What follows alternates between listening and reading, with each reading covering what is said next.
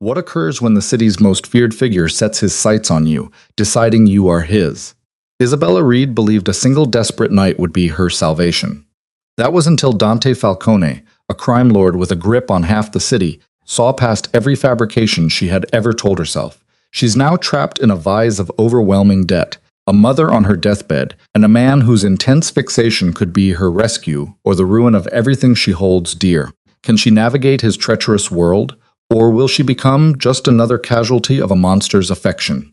The evening service at Serafina's hummed with its usual predictable energy, the clatter of fine silverware, the low murmur of conversations, and the smooth jazz that let the wealthy feel sophisticated while they spent more on a single bottle of wine than Isabella earned in a week.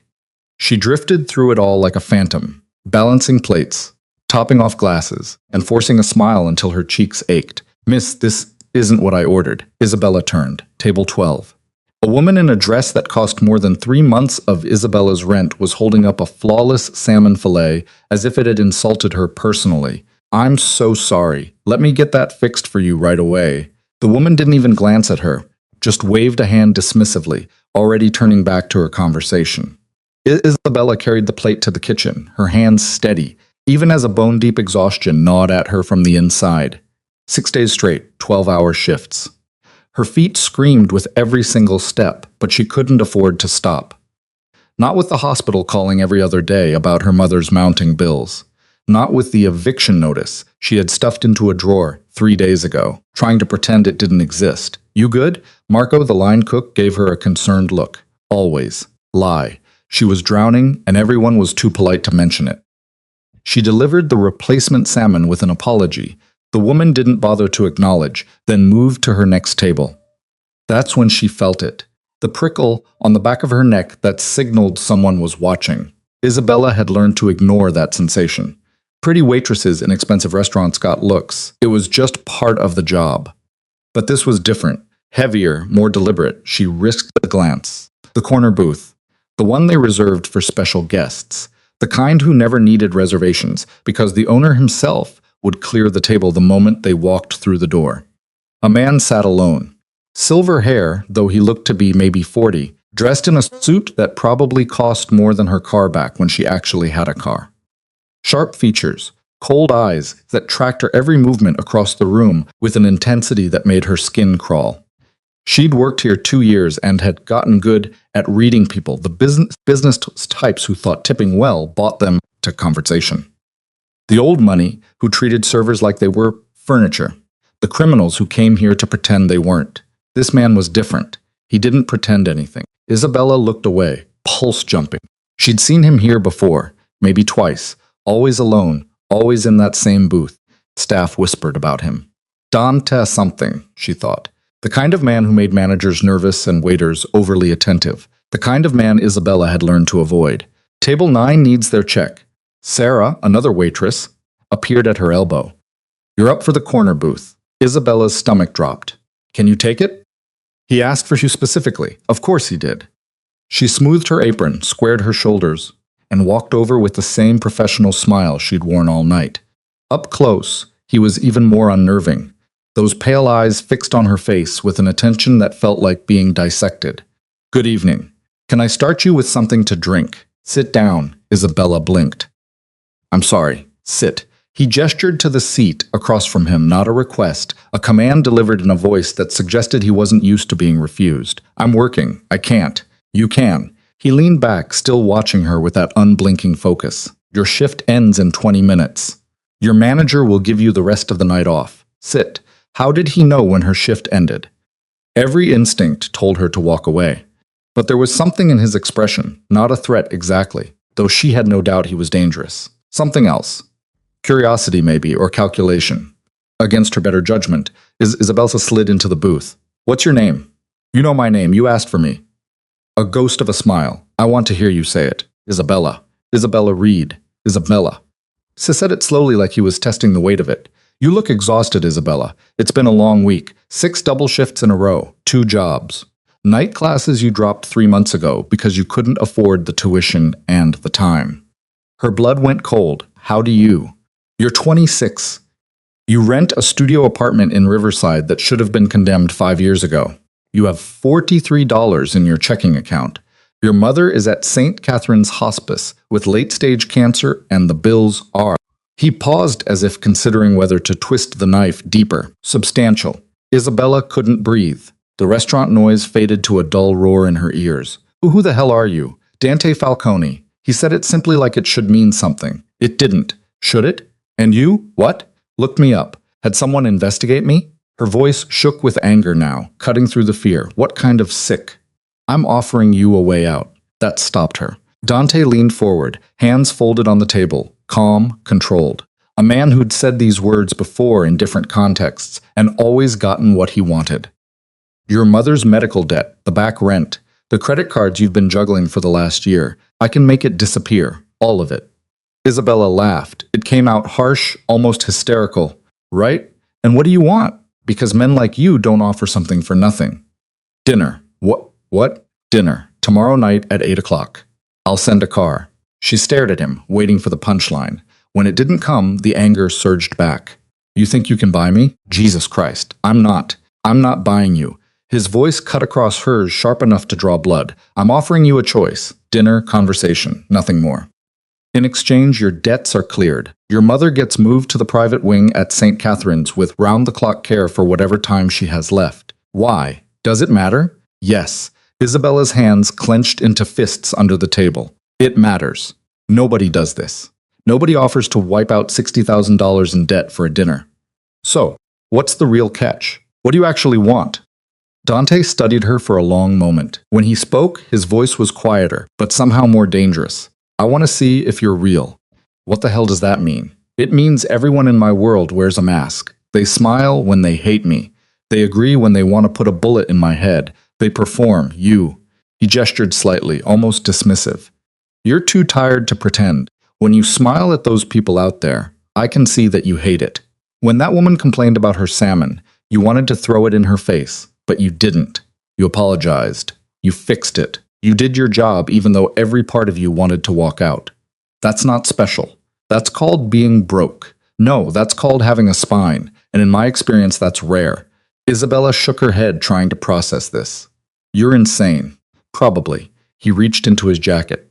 Isabella tensed, but he only pulled out a business card, set it on the table between them. Think about it. The offer stands until noon tomorrow. After that, I move on, to another desperate waitress, to no one. He stood buttoning his jacket with precise movements. I don't make offers like this often, Isabella. I suggest you consider it carefully. He turned to leave, then paused.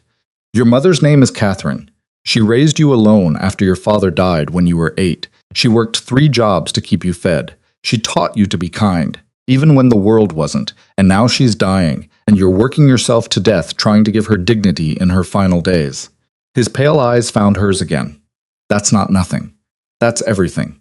He walked away, leaving Isabella sitting alone in the booth with a business card and a choice that shouldn't exist.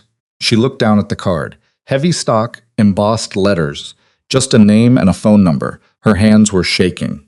Isabella didn't go straight home. She went to the hospice instead. Even though visiting hours were technically over, the night nurse knew her well enough to look the other way. Her mother was sleeping. She looked so small in that hospital bed, like she was disappearing a little more each day. The cancer had taken everything. Her strength, her color, the sharp wit that used to fill their tiny apartment. Now there was just this fragile shell hooked up to machines that beeped softly in the darkness. Isabella pulled a chair close and took her mother's hand. Hey, Mom, sorry I'm late. No response, just the steady rhythm of breathing, shallow and labored. I met someone tonight, some rich guy. He said he could make the bills go away, all of them. Yours, mine, everything.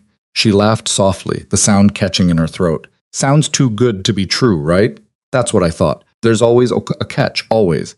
Her mother's fingers twitched slightly in her grip. But what if there isn't? What if? What if I could actually do something? Give you the care you deserve instead of this. She gestured at the cramped room, the fluorescent lights, the peeling linoleum. What if I could buy you time? Real time, not just waiting. The machines beeped. Her mother slept. Isabella sat there for an hour, holding that thin hand, trying to convince herself she wasn't actually considering this, that she wouldn't really call the number on the card, burning a hole in her pocket. But she was lying to herself again. She'd gotten good at that. The next morning, Isabella stood in her apartment, staring at her phone. The business card sat on her counter. She'd been looking at it for 20 minutes. This is stupid. This is dangerous. Men like Dante Falcone don't help people out of the goodness of their hearts. There's always a price. Her phone buzzed. Text from the hospital billing department. Another past due notice. Another threat of collections. Another reminder that Catherine Reed would die in a place that smelled like disinfectant and resignation, surrounded by people who couldn't afford better. Isabella picked up the card. She dialed before she could change her mind. It rang once. I was beginning to think you wouldn't call. Dante's voice, smooth and unsurprised like he'd been expecting this. I haven't agreed to anything. But you called. That's a start. I need to know what this really is. No bullshit. What do you actually want from me? I told you dinner. For $60,000, nobody's company is worth that much. Yours might be. A pause. Isabella, I'm going to be direct with you. I could take what I want.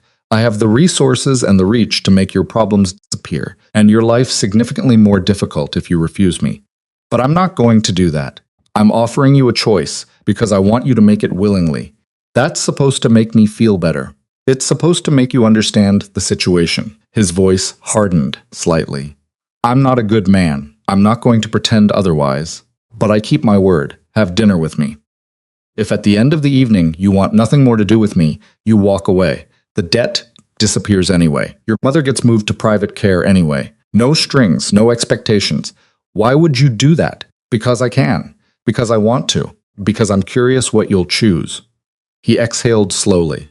And because watching you pretend you're fine when you're falling apart reminded me of someone I used to know, someone I couldn't help. Maybe I can help you. Isabella's throat tightened. She hated how much she wanted to believe him. One dinner. And if I say no afterward, you leave me alone completely. You have my word, the word of a criminal, the word of a man who has never broken a promise. His voice dropped lower. 8 o'clock. Wear whatever you want. The car will pick you up. I didn't give you my address.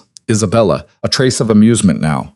I know everything about you. Your address is the least interesting detail. He hung up. She stood there, phone pressed to her ear, listening to dead air, and wondering what the hell she'd just agreed to. The rest of the day passed in a blur. Isabella called out sick from her other job, a first in 2 years. She spent an hour at the hospice, telling her mother about everything except the phone call. She went home. She stared at her closet and realized she owned nothing appropriate for dinner, with a man who wore suits that cost more than her monthly rent. Finally, she settled on a simple black dress she'd bought for a friend's wedding 3 years ago. It was outdated probably, but it was clean and it fit. That would have to be enough. At 7:45, her phone buzzed. Car is outside. Isabella looked out her window. A black town car sat at the curb, sleek and well-placed in her neighborhood. The driver stood beside it, waiting. Her hand shook as she grabbed her purse. This is your last chance to back out, to call this off, to be smart. She went downstairs. The driver opened the door without a word. Isabella slid into the back seat, and they pulled away from her building, away from everything familiar. The city lights blurred past as they drove toward whatever waited on the other side of this decision. 20 minutes later, they pulled up to a restaurant that didn't have a sign, the kind of place that didn't need one because the people who belonged there already knew where it was. Dante stood outside waiting. He changed from the suit he'd worn last night. This one was darker, perfectly tailored, making him look like old money and new danger all at once. When he saw her, something shifted in his expression. Not quite a smile, but close. Isabella. Dante, he offered his arm. After a moment's hesitation, she took it, nervous. Should I be? Probably. He led her inside through a dimly lit entrance, where a man who looked like ex-military nodded to Dante with obvious deference. But I promise you'll survive the evening. Comforting. They were shown to a private room, all dark wood and soft lighting, a single table set for two. No other diners, no staff hovering nearby, just them. Dante pulled out her chair. Isabella sat, feeling like she'd stepped into someone else's life. Wine, I don't drink much. Neither do I. Keeps the mind sharp. He poured water instead, his movements precise. Tell me about your mother. That's your opening question. You love her. She's dying. That defines everything else right now. So yes, tell me about her. Isabella picked up her water glass just to have something to do with her hands. What do you want to know? What makes her remarkable? She's my mother. She's supposed to be remarkable to me. But she is, isn't she? More than most people's parents.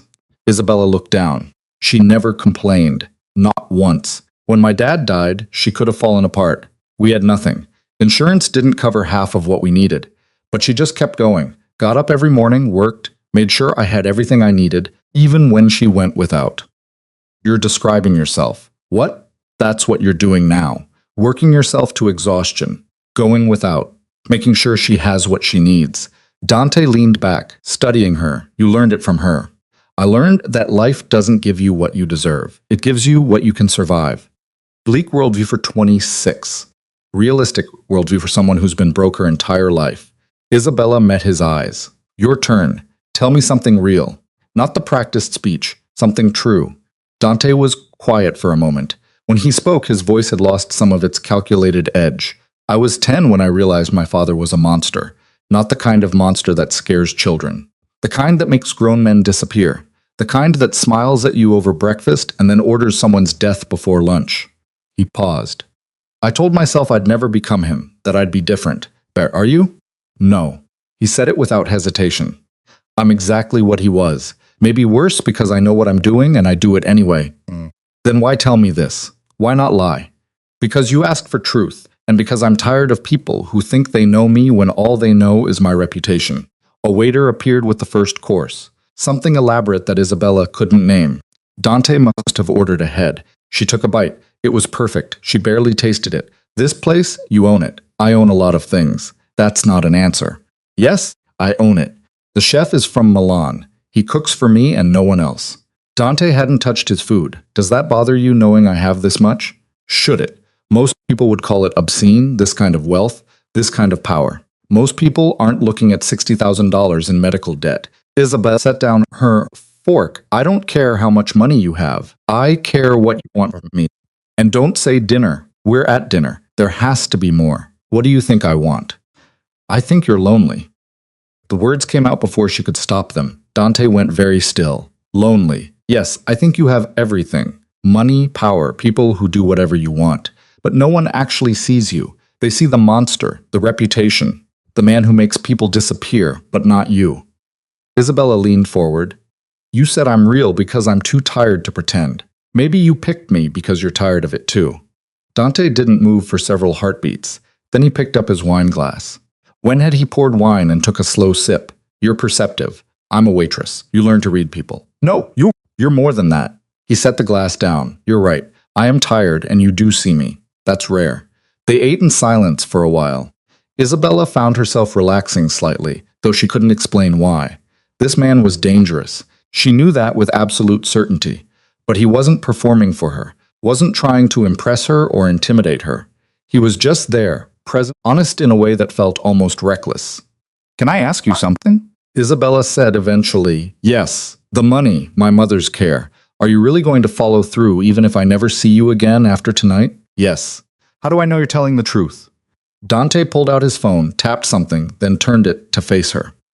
A bank transfer confirmation. Her mother's medical debt paid in full.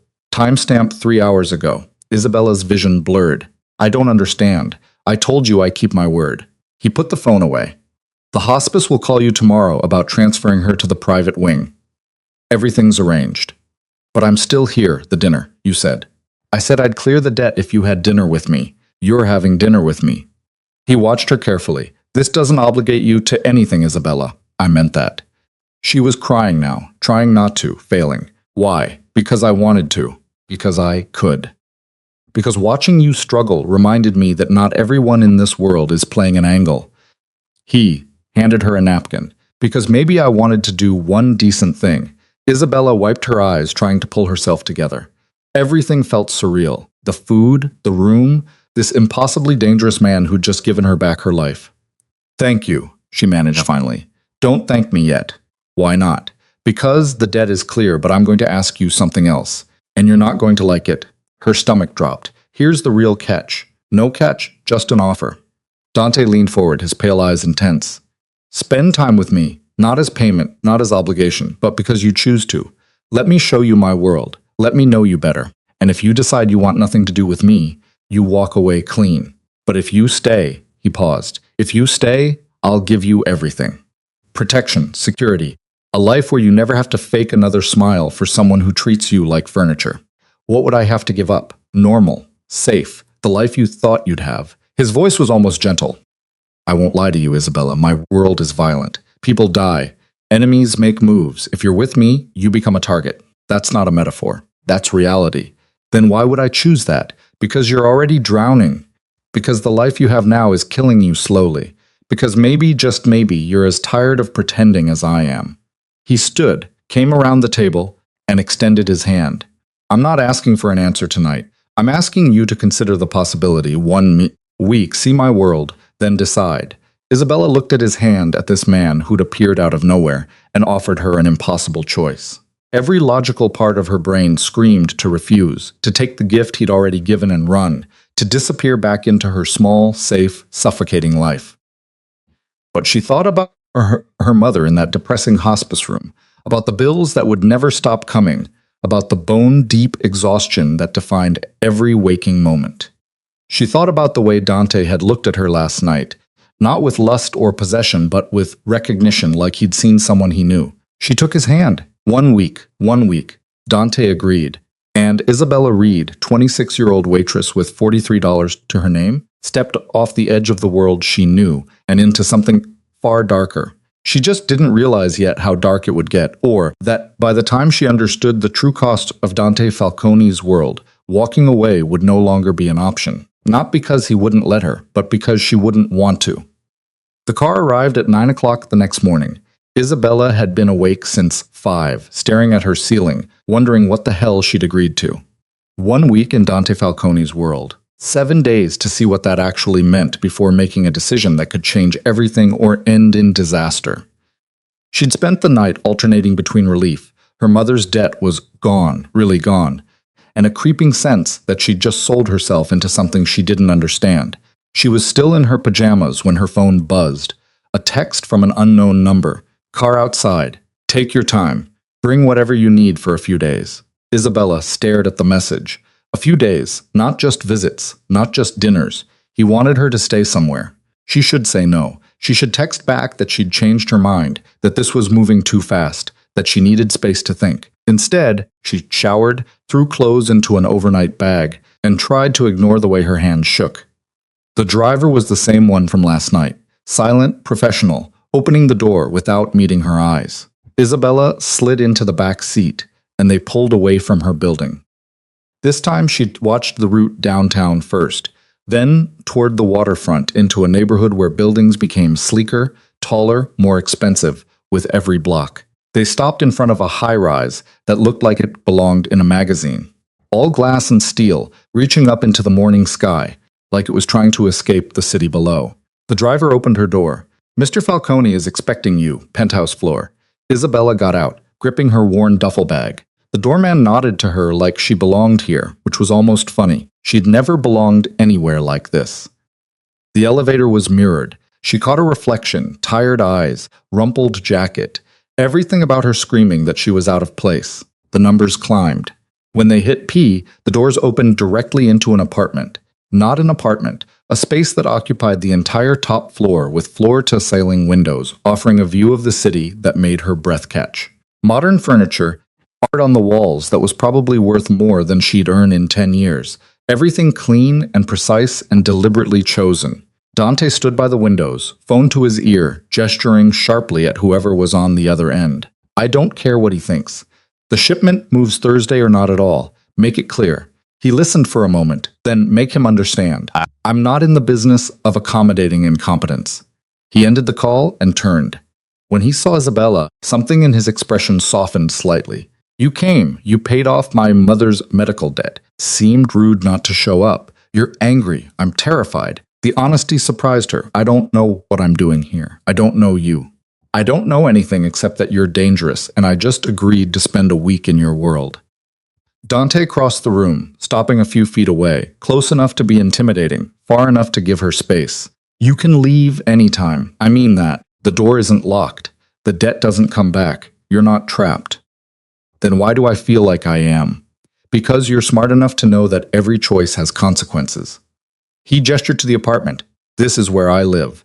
You can stay here, separate room, or I'll arrange a hotel. Your choice. Why would I stay here? Because my world is dangerous, and until people understand you're under my protection, you're vulnerable. Here, you're safe. He paused. I have security guards, systems. No one gets through without my knowledge. That's supposed to be comforting. It's supposed to be practical. Dante moved to the kitchen, an open space with marble counters and appliances that looked unused. Coffee? Please. He made it himself, which surprised her. Precise movements, measuring grounds, setting up the machine like he'd done it 1,000 times. Not what she'd expected from a man who probably had people for everything. You don't have staff here. Not in the penthouse. I value privacy. He handed her a mug. Isabella, I need you to understand something. The people I deal with, the business I conduct, it's not clean, it's not legal, and it's not safe. If you're going to be part of this, even temporarily, you need to see it clearly. So, show me. I will starting today. He checked his watch. I have a meeting at 11 o'clock. You're coming with me. What kind of meeting? The kind where you'll see exactly who I am, what I do, and then you can decide if you want any part of it. Isabella sipped the coffee. It was perfect. Of course it was. Will I be in danger? Not physically, I'll make sure of that. But you'll see things that might change how you look at me. His pale eyes held hers. I won't lie to you, Isabella. Not about this. I'm going to show you the worst of it first. If you can handle that, the rest might be manageable. And if I can't handle it, then you walk away knowing exactly why. She should walk away now. Should take the gift he'd given her and disappear back into her small life. But standing in this apartment looking at this man who'd turned her world upside down in 48 hours, Isabella realized she didn't want to. Not yet. Okay, show me. Dante's expression didn't change, but something flickered in his eyes. Approval? Maybe. Or concern. Get ready. We leave in an hour. The meeting was in a warehouse on the industrial side of the city, the kind of place that looked abandoned but clearly wasn't. 3 cars were parked outside when they arrived. Expensive vehicles that didn't belong in this neighborhood.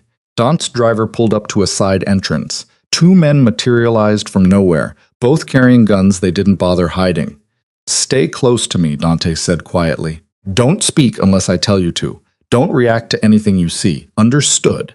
Isabella nodded, her throat tight. They went inside. The warehouse was mostly empty. Concrete floors, exposed beams, harsh fluorescent lights that buzzed overhead. A group of men stood in the center. 5 of them all, dressed like they'd come from the same expensive tailor as Dante, all looking at her with varying degrees of suspicion. Falcone. One of them stepped forward, older than the others, with salt and pepper hair and a scar running down his left cheek. You're late. I'm exactly on time, Rico. You're early. That's not my problem. Dante's voice had changed. Colder, harder. Nothing like the man who'd made her coffee an hour ago. Did you bring what I asked for? Did you bring the money? I don't pay for something I haven't verified. Rico's eyes slid to Isabella. Who's the girl? None of your concern. Everything in this room is my concern. You bring an outsider to our business. She's not an outsider. She's with me. That's all you need to know. Dante moved forward, putting himself between Isabella and the other men. A deliberate barrier. Show me the merchandise. Rico nodded to one of his guys, who disappeared through a door at the back, returned a moment later carrying a metal case, set it on a table, and opened it.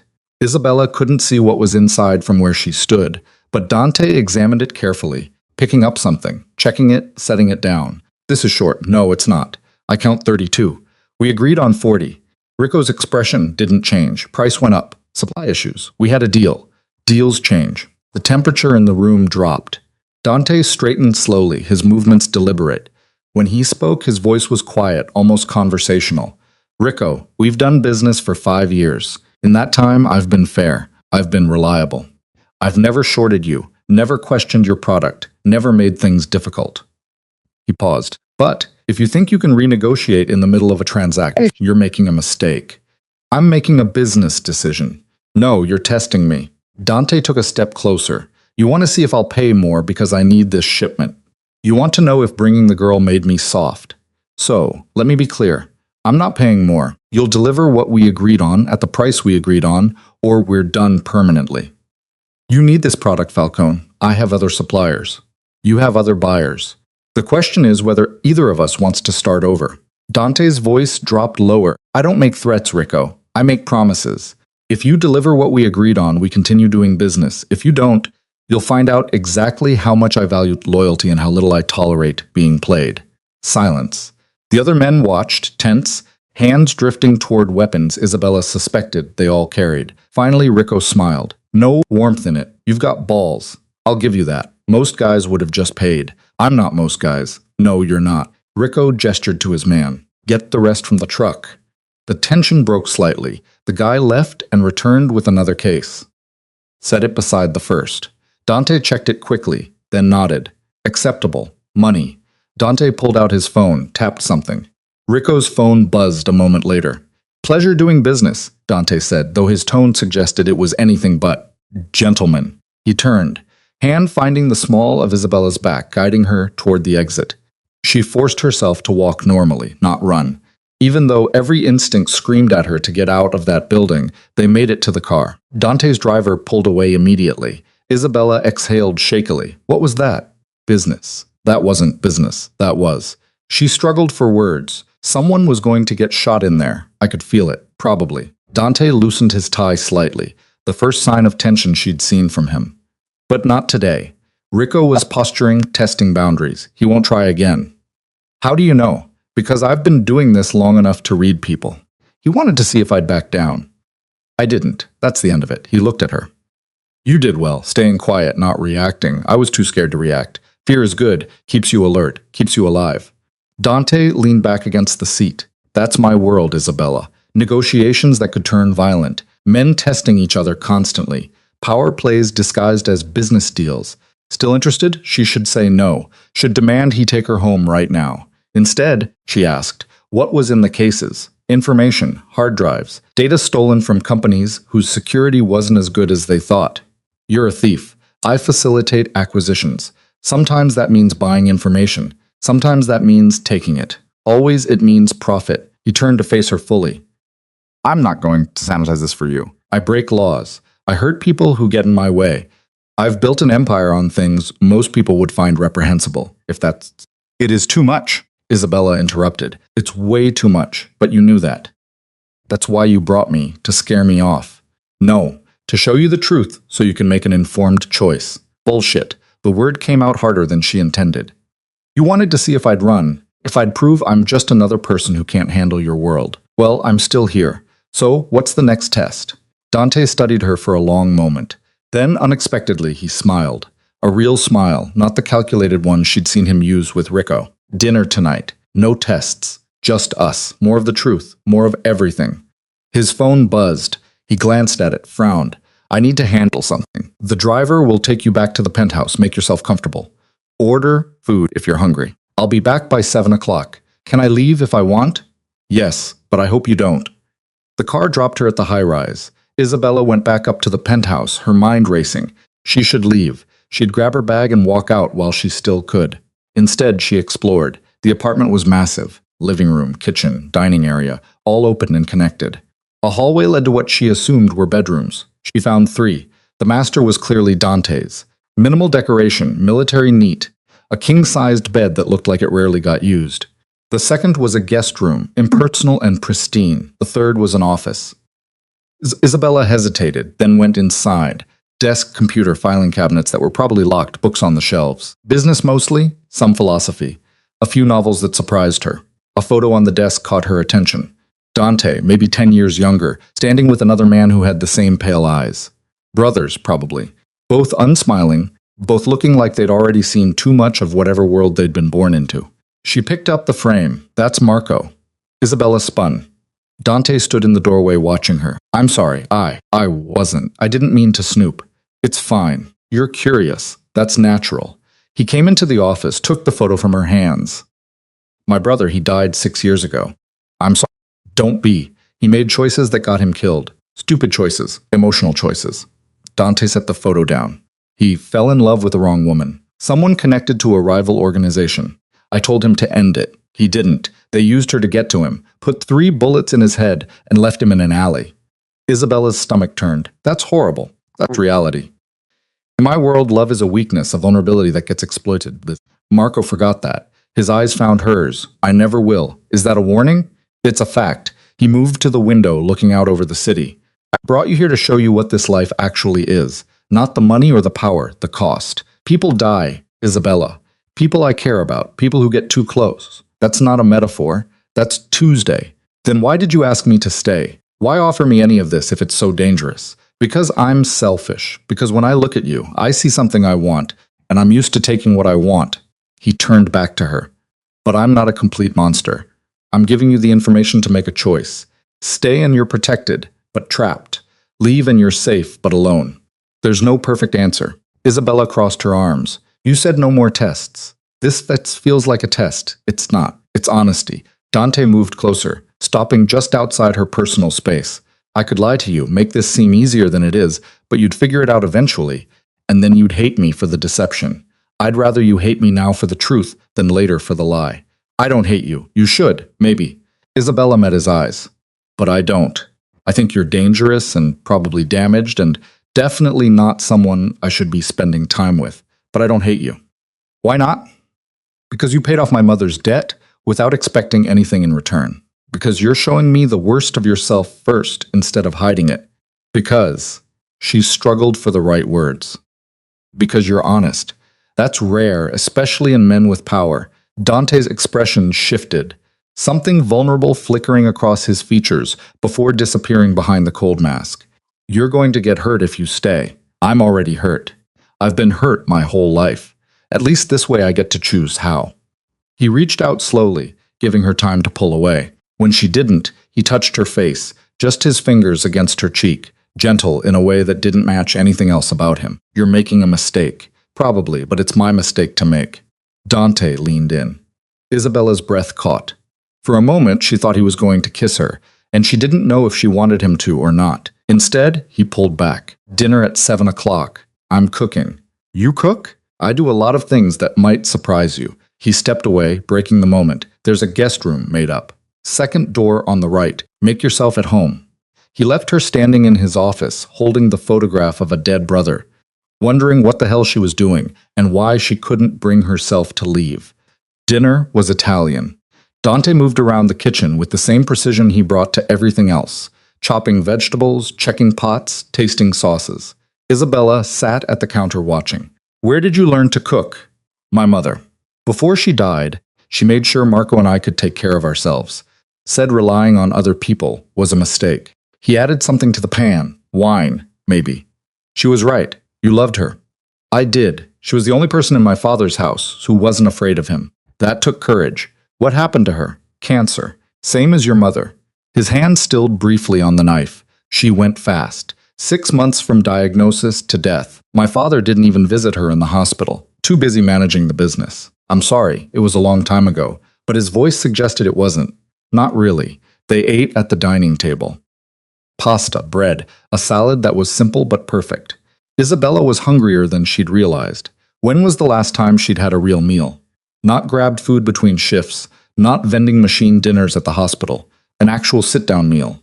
This is really good. You sound surprised. I am. Dangerous crime bosses aren't supposed to make carbonara. Dante almost smiled. I contain multitudes. They ate in comfortable silence for a while. Then Dante's phone buzzed. He glanced at it and his expression hardened. Excuse me. He stepped away, taking the call in the other room. Isabella heard his voice, sharp, cold, the same tone he'd used with Rico. I don't care. Handle it. No, not tomorrow. Tonight. I want it resolved before morning. Then make him understand what resolved means. He came back, but the ease from moments before was gone. Now he looked like the man from the warehouse. Dangerous, calculating, someone who'd give orders that ended lives without hesitation. Problem? Nothing you need to worry about. That's not an answer. Dante sat back down, but he didn't pick up his fork. Someone made a move against one of my operations. A competitor testing boundaries. It's being addressed. And how? However it needs to be. Isabella set down her own fork. That means violence, usually. People could die. Probably will. He met her eyes. This is what I meant. Isabella. I make decisions that result in people getting hurt. Sometimes killed. I don't lose sleep over it. I don't question whether it's right. I do what's necessary to protect what's mine, and that doesn't bother you. It used to when I was younger, still idealistic enough to think I could be different from my father. But this world doesn't reward idealism. It rewards strength, decisiveness, the willingness to do what others won't. That's a lonely way to live. Yes, he said it simply without self-pity. It is, but it's effective. Is that why you wanted me here? To have someone who doesn't see you that way. Dante was quiet for a long moment. When he spoke, his voice was softer. Maybe. Or maybe I'm just tired of being alone in rooms full of people who would kill me if they thought they could get away with it. I don't want to kill you. No. You just want to understand me. That might be more dangerous. Isabella stood, gathering dishes. Dante watched her move to the kitchen, rinse the plates, load them into the dishwasher like she belonged there. You don't have to do that. I know. But sitting still while you clean up feels wrong. Most people in your position would let me handle it. I'm not most people, no. Dante came up behind her, close enough that she could feel his presence. You're not. She turned. He was right there, close enough to touch. For a moment, neither of them moved. This is a bad idea, Isabella said quietly. Terrible idea. You're dangerous. This whole situation is insane. Completely insane. She should leave, probably. But she didn't leave, and Dante didn't step back. If I stay, things change between us. You know that. I know. His hand came up, cupping her face again. I'm trying to give you every reason to walk away, Isabella. I'm showing you the worst of me.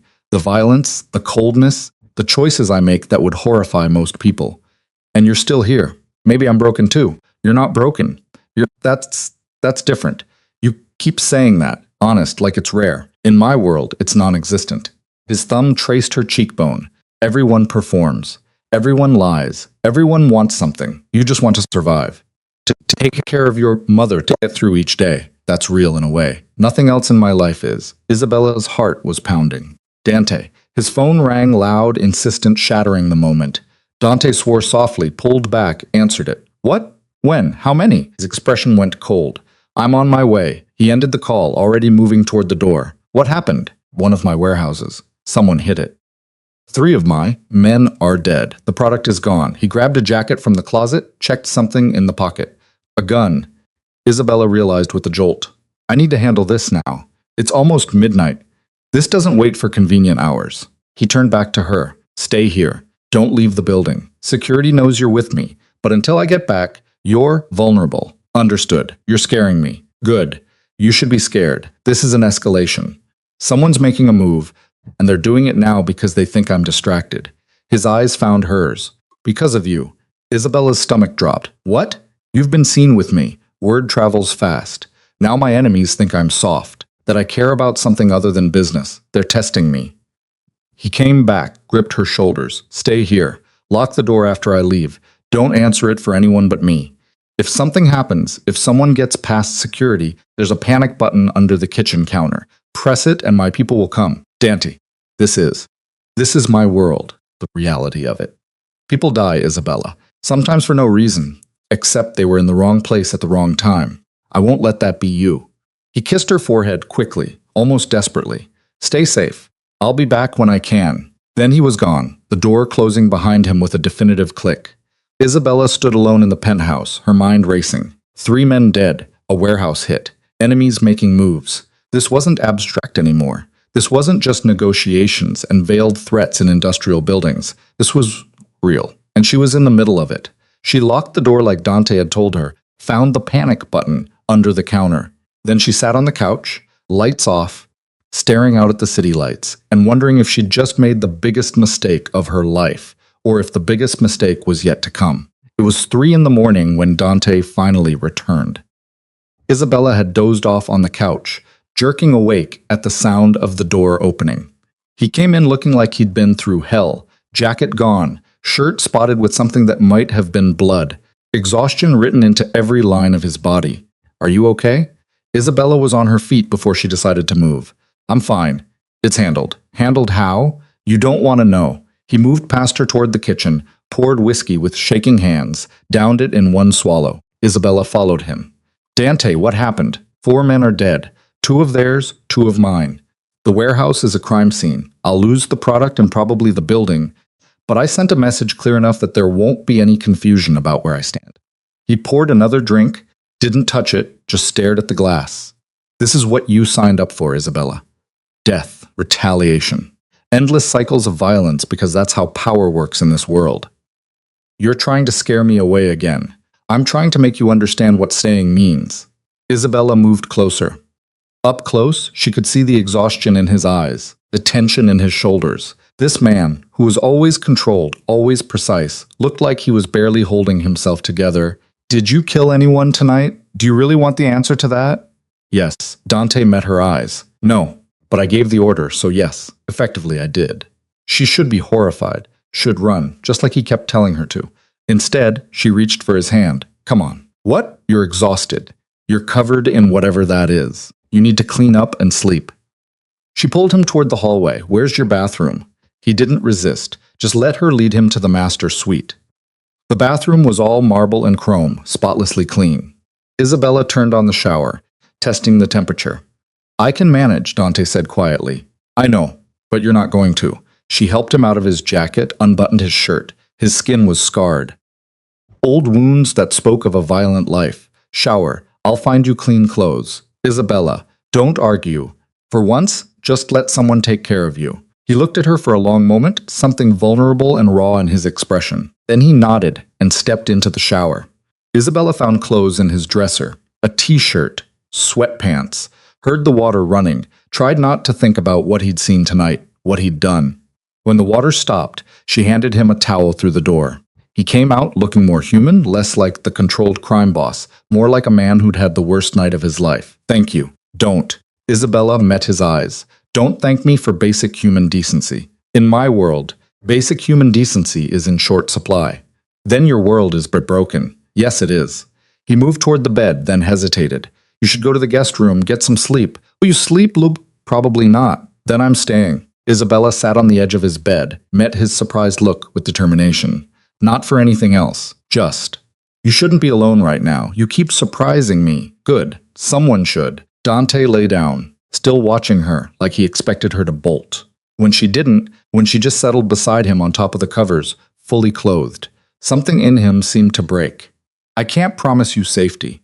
I can't promise you normal. All I can promise is that I'll protect you as much as I'm able, and that I'll never lie to you about what this life is. I know. You should run. I know that too. Then why don't you? Isabella looked at him. This dangerous, damaged man who turned her life upside down. Because everyone in your world sees the monster, and I think you're tired of being seen that way, even if you're not sure there's anything else underneath. Dante reached for her hand, held it like it was the only thing keeping him tethered. There might not be anything else. Then I guess we'll find out together. They lay there in the darkness, not speaking, just breathing. Isabella felt the moment he finally fell asleep, his grip on her hand loosening slightly, but not letting go. She stayed awake, watching the city lights through the window, wondering what the next 5 days would bring, wondering if she'd survive them, and wondering with a thrill that terrified her, if she even wanted to. Isabella woke to sunlight streaming through unfamiliar windows, and Dante's side of the bed empty. She sat up, disoriented before remembering where she was, his penthouse, his bed. The events of last night came rushing back, the blood on his shirt, the exhaustion in his eyes, the way he'd held her hand like she was the only solid thing in his world. She found him in the kitchen already dressed in a fresh suit, phone pressed to his ear. He looked up when she entered, held up one finger in a wait gesture. I don't care what it costs. Get it done today. Yes, all of it. And Marco, make sure the families are taken care of. Full compensation, no questions asked. He ended the call. Cough, please. Isabella slid onto a bar stool, watching him move through the familiar motions. You didn't sleep much. 3 hours. That's about average. He poured 2 cups, slid one across to her. How did you sleep? Better than I expected. Your bed is comfortable. It should be. I paid enough for it. He leaned against the counter, studying her. You stayed. You thought I'd leave while you were sleeping. I thought you'd come to your senses. Isabella wrapped her hands around the mug, letting the warmth seep into her palms. What happens now after last night? Now we deal with the fallout. The police will investigate the warehouse. I have people who will make sure nothing traces back to me, but it's going to be messy for a while. He paused. You need to stay close until I know who made the move and why. You're vulnerable. Because I'm with you. Yes, they'll use anything they can to get leverage. You've been seen with me. That makes you a target. His jaw tightened. I should send you away, put you somewhere safe until this is resolved. But you won't. No, because I'm selfish, and because sending you away won't actually protect you. They already know about you. Distance won't change that. He set down his coffee. So, you stay close. You do what I tell you, and you trust that I'll keep you alive. That's a lot of trust to put in someone I've known less than a week. Yes, it is. Dante moved around the counter, stopping in front of her. Isabella, I need you to understand something. The men who hit my warehouse last night, they're not finished. This was an opening move. There will be more. And eventually, hopefully, they'll come for you because hurting you hurts me. Then why not end this now? Send me back to my life before it gets worse. Because it's already too late for that. The moment you got in my car, the moment you sat across from me at dinner, you became part of this. There's no going back. His hand came up, fingers brushing her jaw. I'm sorry, I should have warned you better. Should have made you understand that this isn't something you can dip your toes into and walk away from clean. Isabella's pulse jumped at his touch. You did warn me. I just didn't listen. No, you didn't. Something dark flickered in his eyes. Why is that? Why are you still here when every logical part of you should be running? She didn't have a good answer. Or maybe she did and she wasn't ready to admit it. I don't know. Maybe I'm tired of running from things. Maybe I'm tired of being scared all the time. She met his gaze. Or maybe I see something in you that makes this feel less insane than it should. What do you see? Someone who's as tired as I am. Someone who's been pretending so long he doesn't know what's real anymore. She reached up, covered his hand with hers. Someone who's lonely. Dante went very still. For a moment she thought she'd said too much, crossed some invisible line. Then he leaned in and kissed her. It wasn't gentle, it was desperate and hungry, and tasted like coffee and something darker. Isabella's brain screamed that this was a mistake, but her body didn't care. She kissed him back, feeling 3 days of tension and fear and something she didn't want to name pour out between them. He pulled back first, breathing hard. That was a bad idea, probably. Isabella's lips felt bruised. Are you going to apologize? No. Good. Don't. His phone rang. Dante swore, stepped back, answered it with barely controlled frustration. What? When? I'll be there in 20. He ended the call, already moving toward the door. I have to go. Stay in the apartment. Security's been doubled. No one gets up here without going through 3 checkpoints. Understood. Dante. Please, Isabella. Just this once. Don't argue with me. Stay here where I know you're safe. He left before she could respond. Isabella stood alone in the kitchen, her lips still tingling from the kiss, her mind racing. This was spiraling out of control faster than she could process. 3 days ago, she'd been a waitress drowning in debt. Now, she was in a crime boss's penthouse, being told she was a target, kissing a man who made people disappear. She should call someone, her manager at the restaurant, her few friends, someone who could talk sense into her. Instead, she went to find her phone and call the hospice. Hi, this is Isabella Reed. I'm calling about my mother, Catherine Reed. Oh, Miss Reed. Yes, we were going to call you this morning. Your mother's been moved to our private care wing as requested. She's settling in well. The staff there is wonderful. Isabella's throat tightened. Can I visit? Of course. Anytime. We have extended visiting hours in that wing. She ended the call and stood there staring at her phone.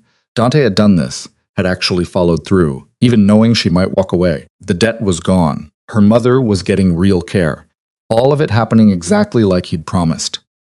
The man was a criminal, a killer, directly or indirectly. He lived in a world of violence and power plays and constant danger, but he kept his word. Isabella grabbed her jacket. She needed to see her mother, needed to ground herself in something real before she lost herself completely in Dante's orbit. The security guard at the elevator stopped her. Miss Reed, Mr. Falcone left instructions that you stay in the building. I'm visiting my mother at the hospice. I'll be back. I'm sorry, ma'am, but...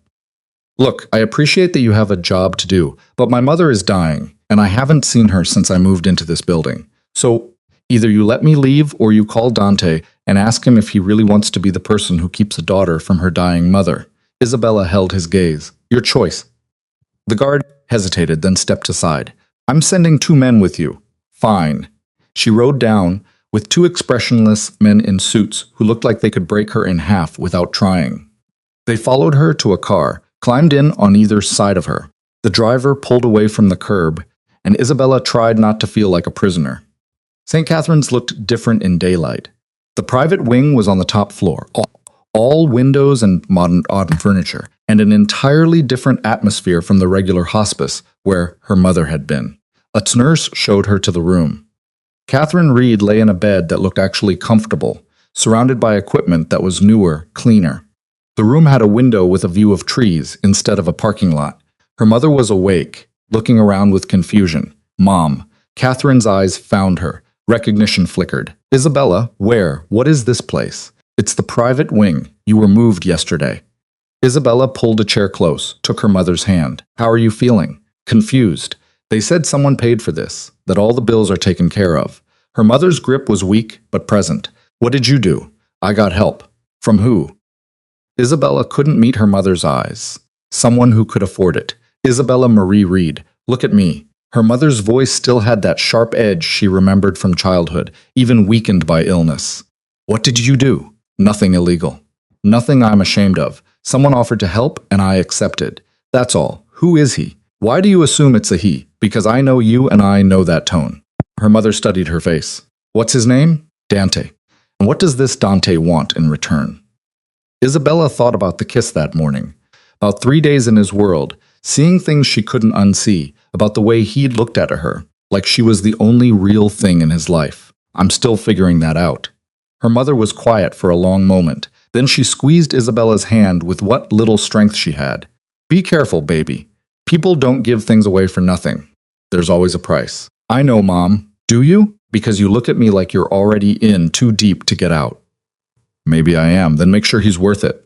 Whatever you're paying, whatever you're risking, make sure he's worth the cost. They sat together for an hour, talking about nothing important. The nurses here were kinder. The food was better. Small mercies that wouldn't change the outcome but made the waiting easier. Isabella's phone buzzed. Dante, where are you? Visiting my mother. I told your guard you were supposed to stay at the apartment. I don't take orders. Well, you should probably know that about me. A pause. Then I'm coming there. You don't need to. 30 minutes. He ended the conversation. Isabella sighed and looked up to find her mother watching her. He's coming here. Apparently. I want to meet him. Mom, you're tired. I want to meet the man who paid off $60,000 to help my daughter. I think I've earned that right. Isabella couldn't argue with that. Dante arrived exactly 30 minutes later. Isabella met him in the hallway, flanked by the same 2 guards who'd brought her. You left the apartment. His voice was tight. I told you. I know what you told me, and I know what I told you about staying somewhere safe. He gripped her arm, not hard enough to hurt, but firm enough to make his point. You could have been followed, targeted. Do you understand that? I understand that my mother is dying, and I needed to see her. Your world doesn't stop that. Nothing stops that. Dante exhaled slowly, released her arm. You're right. I'm sorry. When my guy told me you'd left, all I could think was that someone had gotten to you. I'm fine. Your security detail is very thorough. She paused. My mother wants to meet you. What? She knows someone paid the debt. She wants to meet you. Isabella, please. It's important to her, and after everything you've done, I think you can handle 5 minutes with a dying woman. He looked like he wanted to argue. Then he nodded. Catherine Reed watched them enter with sharp eyes that hadn't dimmed despite everything the cancer had taken. Isabella saw her mother assess Dante in seconds. The expensive suit, the controlled movements, the danger that clung to him like cologne. Mrs. Reed. Dante stopped at the foot of her bed. It's an honor to meet you. Is it? Catherine's voice was weak but clear. Most people say that when they want something. What do you want, mister? Mom. Let him answer. Isabella. Her mother's eyes never left Dante. Well? Dante was quiet for a moment. When he spoke, his voice its usual calculated edge. I want your daughter to have choices, to not be crushed under debt she didn't deserve, to see you in comfort instead of watching you die, in a place that treats people like numbers. He met Catherine's gaze steadily. I want her to not have to suffer, because the world is unfair and broken. That's very noble. Except I don't believe you're a noble man. I'm not. Then what's the real reason? Because she reminds me of someone I couldn't save, and because when I look at her, I see something I thought had died in me a long time ago. What's that? Hope. The word hung in the air. Isabella's breath caught. Catherine studied Dante for a long moment. Then she looked at Isabella. He's dangerous. I know. He's going to hurt you. Maybe not intentionally, but his world will. I know that too. And you're staying anyway. Yes, her mother sighed. Then I guess all I can do is tell you to be careful and to come visit me more often. I'd like to know my daughter before I go. Isabella's eyes burned. I will, I promise. Dante stepped forward. Mrs. Reed, I give you my word. Isabella will want for nothing. Not care for you, not resources, not protection. Whatever she needs, she'll have it. And what do you get in return? Her company, her choice to stay. That's all. I don't believe that's all, but I appreciate the lie. Catherine smiled faintly. Take care of her, Mr. Falcone. She's tougher than she looks, but she's still my daughter. I will. They left shortly after. Dante was quiet on the drive back, his hand resting on Isabella's knee. Finally, he spoke. Your mother's formidable. She raised me alone. You have to be formidable to survive that. She loves you very much. I know. Isabella looked out the window, watching the city pass.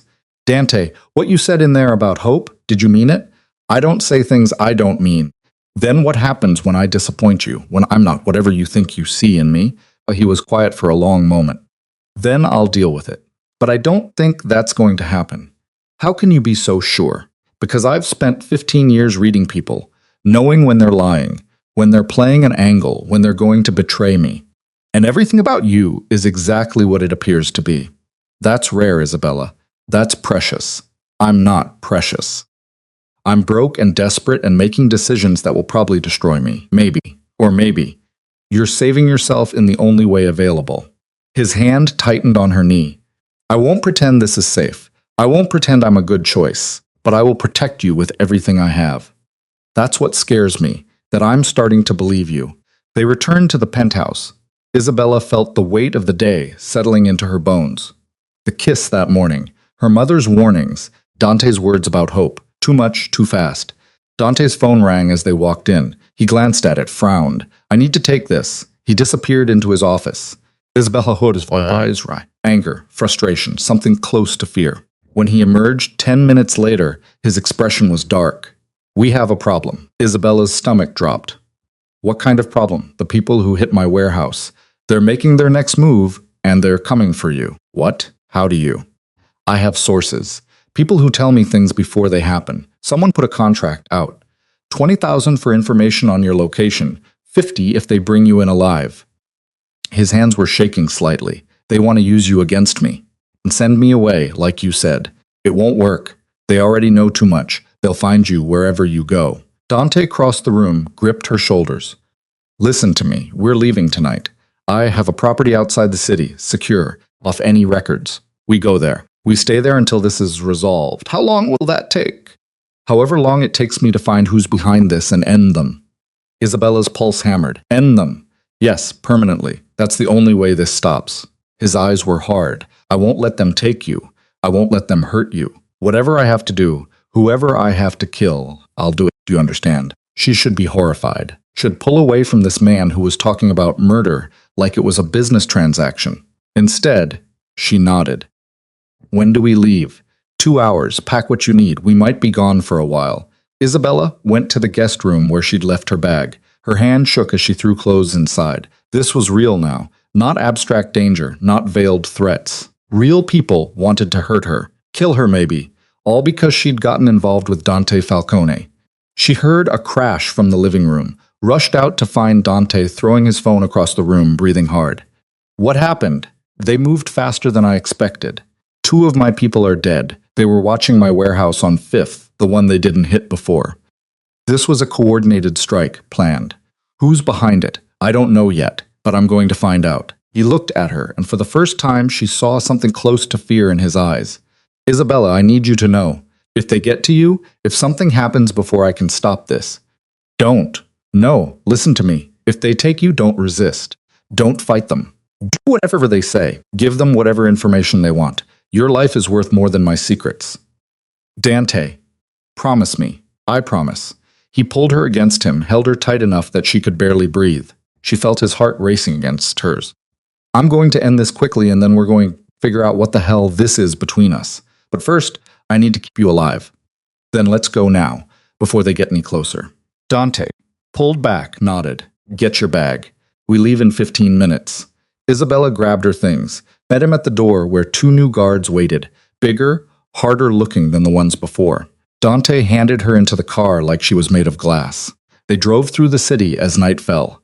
Isabella watched the lights blur past, trying to process everything. A week ago, she'd been a waitress. Now she was fleeing the city with a crime boss who'd just promised to kill people to keep her safe. The rational part of her brain screamed that this was insane. But the rest of her, the part that had felt Dante's fear when he held her, the part that had seen his desperation to protect her, that part whispered that maybe, just maybe, this was exactly where she needed to be, even if it killed her. They drove for over an hour, leaving the city behind, heading into hills where houses became sparse and roads turned to gravel. Finally, they pulled up to a gate. Dante entered a code. The gate swung open. The house beyond was modern but isolated, surrounded by trees, security cameras visible on every corner. Dante's guards swept through first, checking rooms, securing exits. Only when they gave the all-clear did Dante let Isabella inside. It was smaller than the penthouse, but still luxurious. Open floor plan, massive windows that probably offered stunning views in daylight, furniture that looked barely used. This is your safe house. One of them. Nobody knows about this place except my most trusted people. We'll be safe here. Dante moved through the space, checking windows, testing locks. There are 2 bedrooms upstairs. Take whichever you want. Where will you be? Downstairs working. I need to figure out who's behind this and how to stop them. Isabella set down her bag. Can I help? No, this part you don't need to see. Dante, I'm already in this. Hiding me from the details doesn't change that. He turned to face her in the dim light. He looked exhausted and dangerous, and something else she couldn't name. The things I'm going to do to find these people, the calls I'm going to make, the orders I'm going to give, you don't want to be part of that.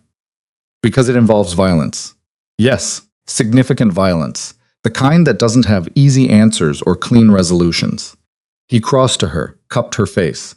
I'm trying to preserve whatever part of your soul hasn't been contaminated by my world yet. Let me do that. My soul is already contaminated. I stayed. Remember, I chose this. You chose me. That doesn't mean you chose to watch me become the monster everyone thinks I am. Isabella reached up, covered his hands with hers. What if I don't think you're a monster? Then you're not paying attention. Or maybe you're not either. She pulled his hands down but didn't let go.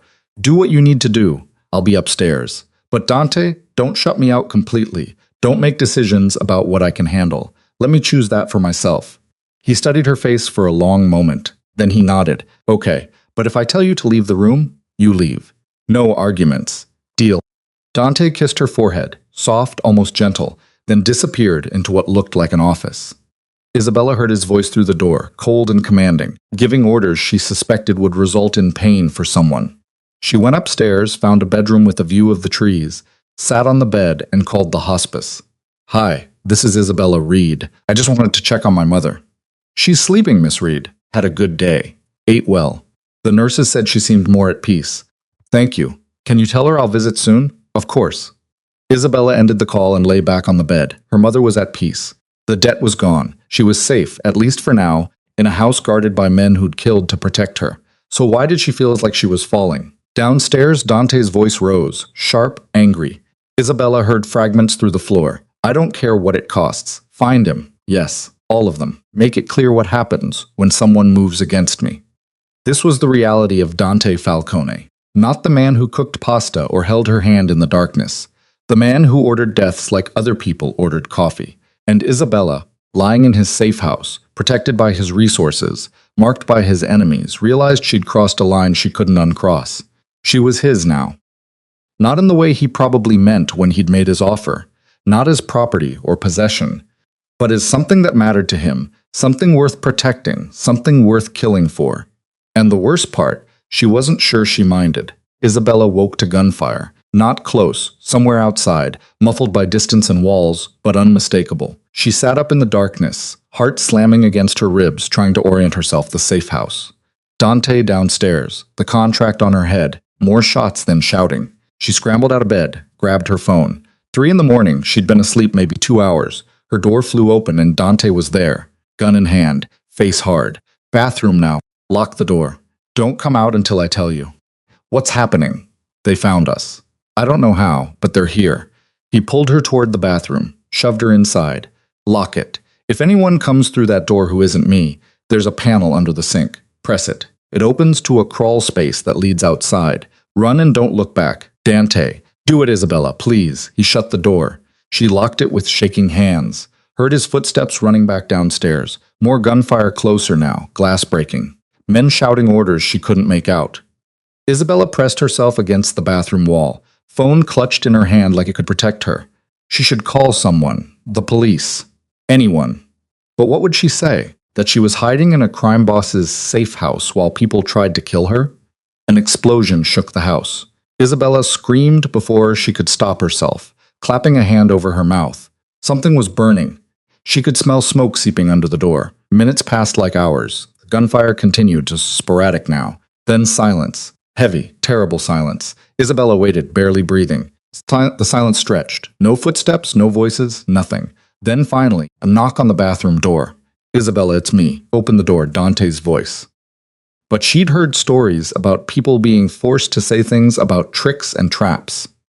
How do I know it's you? Because I'm the only person who knows about the panic button your mother had installed in her hospital room, the one she was too proud to ever use. A pause, and because I'm asking you to trust me. Isabella unlocked the door. Dante stood there, covered in blood. Not his own, she realized after a second of pure panic. His suit jacket was gone, shirt torn, face smudged with smoke and something darker, but he was alive, whole. Are you hurt? His hands were on her face, checking her over. No, I'm fine. What happened? They came with 8 men. Military training, good equipment. Someone bankrolled this. His jaw was tight. We took down 6. 2 escaped. My guards are pursuing them now. Your guards, are they? 1 dead, 2 injured. Could have been worse. He pulled her out of the bathroom through the bedroom. We need to leave now. They know this location. They'll send more. Isabella grabbed her bag from where she dropped it, followed Dante downstairs. The living room was a war zone. Bullet holes in the walls, shattered glass everywhere. Furniture overturned. A body lay near the door, face down, blood pooling beneath it. Isabella's stomach lurched. She looked away. Don't look, Dante said quietly. Just keep moving. They went out through the back. A car waited, engine running, different guards than before. These ones looking grim and alert. Dante pushed Isabella into the back seat, climbed in after her. Where are we going? Somewhere they won't find. Somewhere I should have taken you from the start. He pulled out his phone, made a call. It's me. Activate the Riverside location. Full security. I'm bringing her there. I don't care what it costs. Do it. He ended the call. In the dim interior of the car, his face looked haggard. I'm sorry. Isabella blinked. For what? For this? All of it. For not anticipating they'd move this fast. For underestimating how badly they want to hurt me. His hand found hers in the darkness. For dragging you into a war you had no part in starting. You didn't drag me. I came willingly. You didn't know what you were agreeing to. Neither did you. Isabella squeezed his hand. Dante, I'm scared. I won't pretend I'm not, but I'm not sorry I stayed. Even now, even after tonight, I'm not sorry. He looked at her like she'd said something in a language he didn't speak. Then he pulled her against him, held her tight while the city lights blurred past the windows. They drove for hours, leaving the city completely behind, heading into country that Isabella barely recognized. Dawn was breaking when they finally pulled up to what looked like a warehouse. Old industrial, the kind of place that should have been abandoned. It wasn't. Guards met them at the entrance, heavily armed, communicating through earpieces. They escorted Dante and Isabella through multiple security checkpoints, biometric scanners, metal detectors, cameras everywhere, before finally leading them into an elevator that descended. Down, not up. The elevator opened into an underground facility that looked like something out of a movie. Concrete corridors, reinforced doors, security stations at every turn. This wasn't a safe house. This was a bunker. What is this place? Somewhere I built after Marco died. Somewhere I swore I'd never let anyone breach. Dante led her through the corridors. Past rooms she couldn't identify. It's off every grid. No records, no paper trail. As far as the world knows, this place doesn't exist. He stopped at a door, entered a code. It opened into living quarters. Surprisingly comfortable with a bed, small kitchen, bathroom, everything someone would need to live underground indefinitely. This is where you'll stay. You'll be safe here. I promise. Isabella looked around, reality sinking in. For how long? As long as it takes. That's not an answer. It's the only answer I have. Dante moved to a panel on the wall, pressed buttons. A screen lit up showing multiple camera feeds. I need to find who's behind this. Who's funding them? Who gave them intel good enough to find my safe house? That takes time. while I hide underground like a prisoner, while you stay alive. His voice was sharp. Isabella, they tried to kill us tonight. They came with military-grade weapons and tactical training. This isn't street thugs or desperate criminals. This is organized, professional, well-funded. Someone with serious resources wants you dead or captured.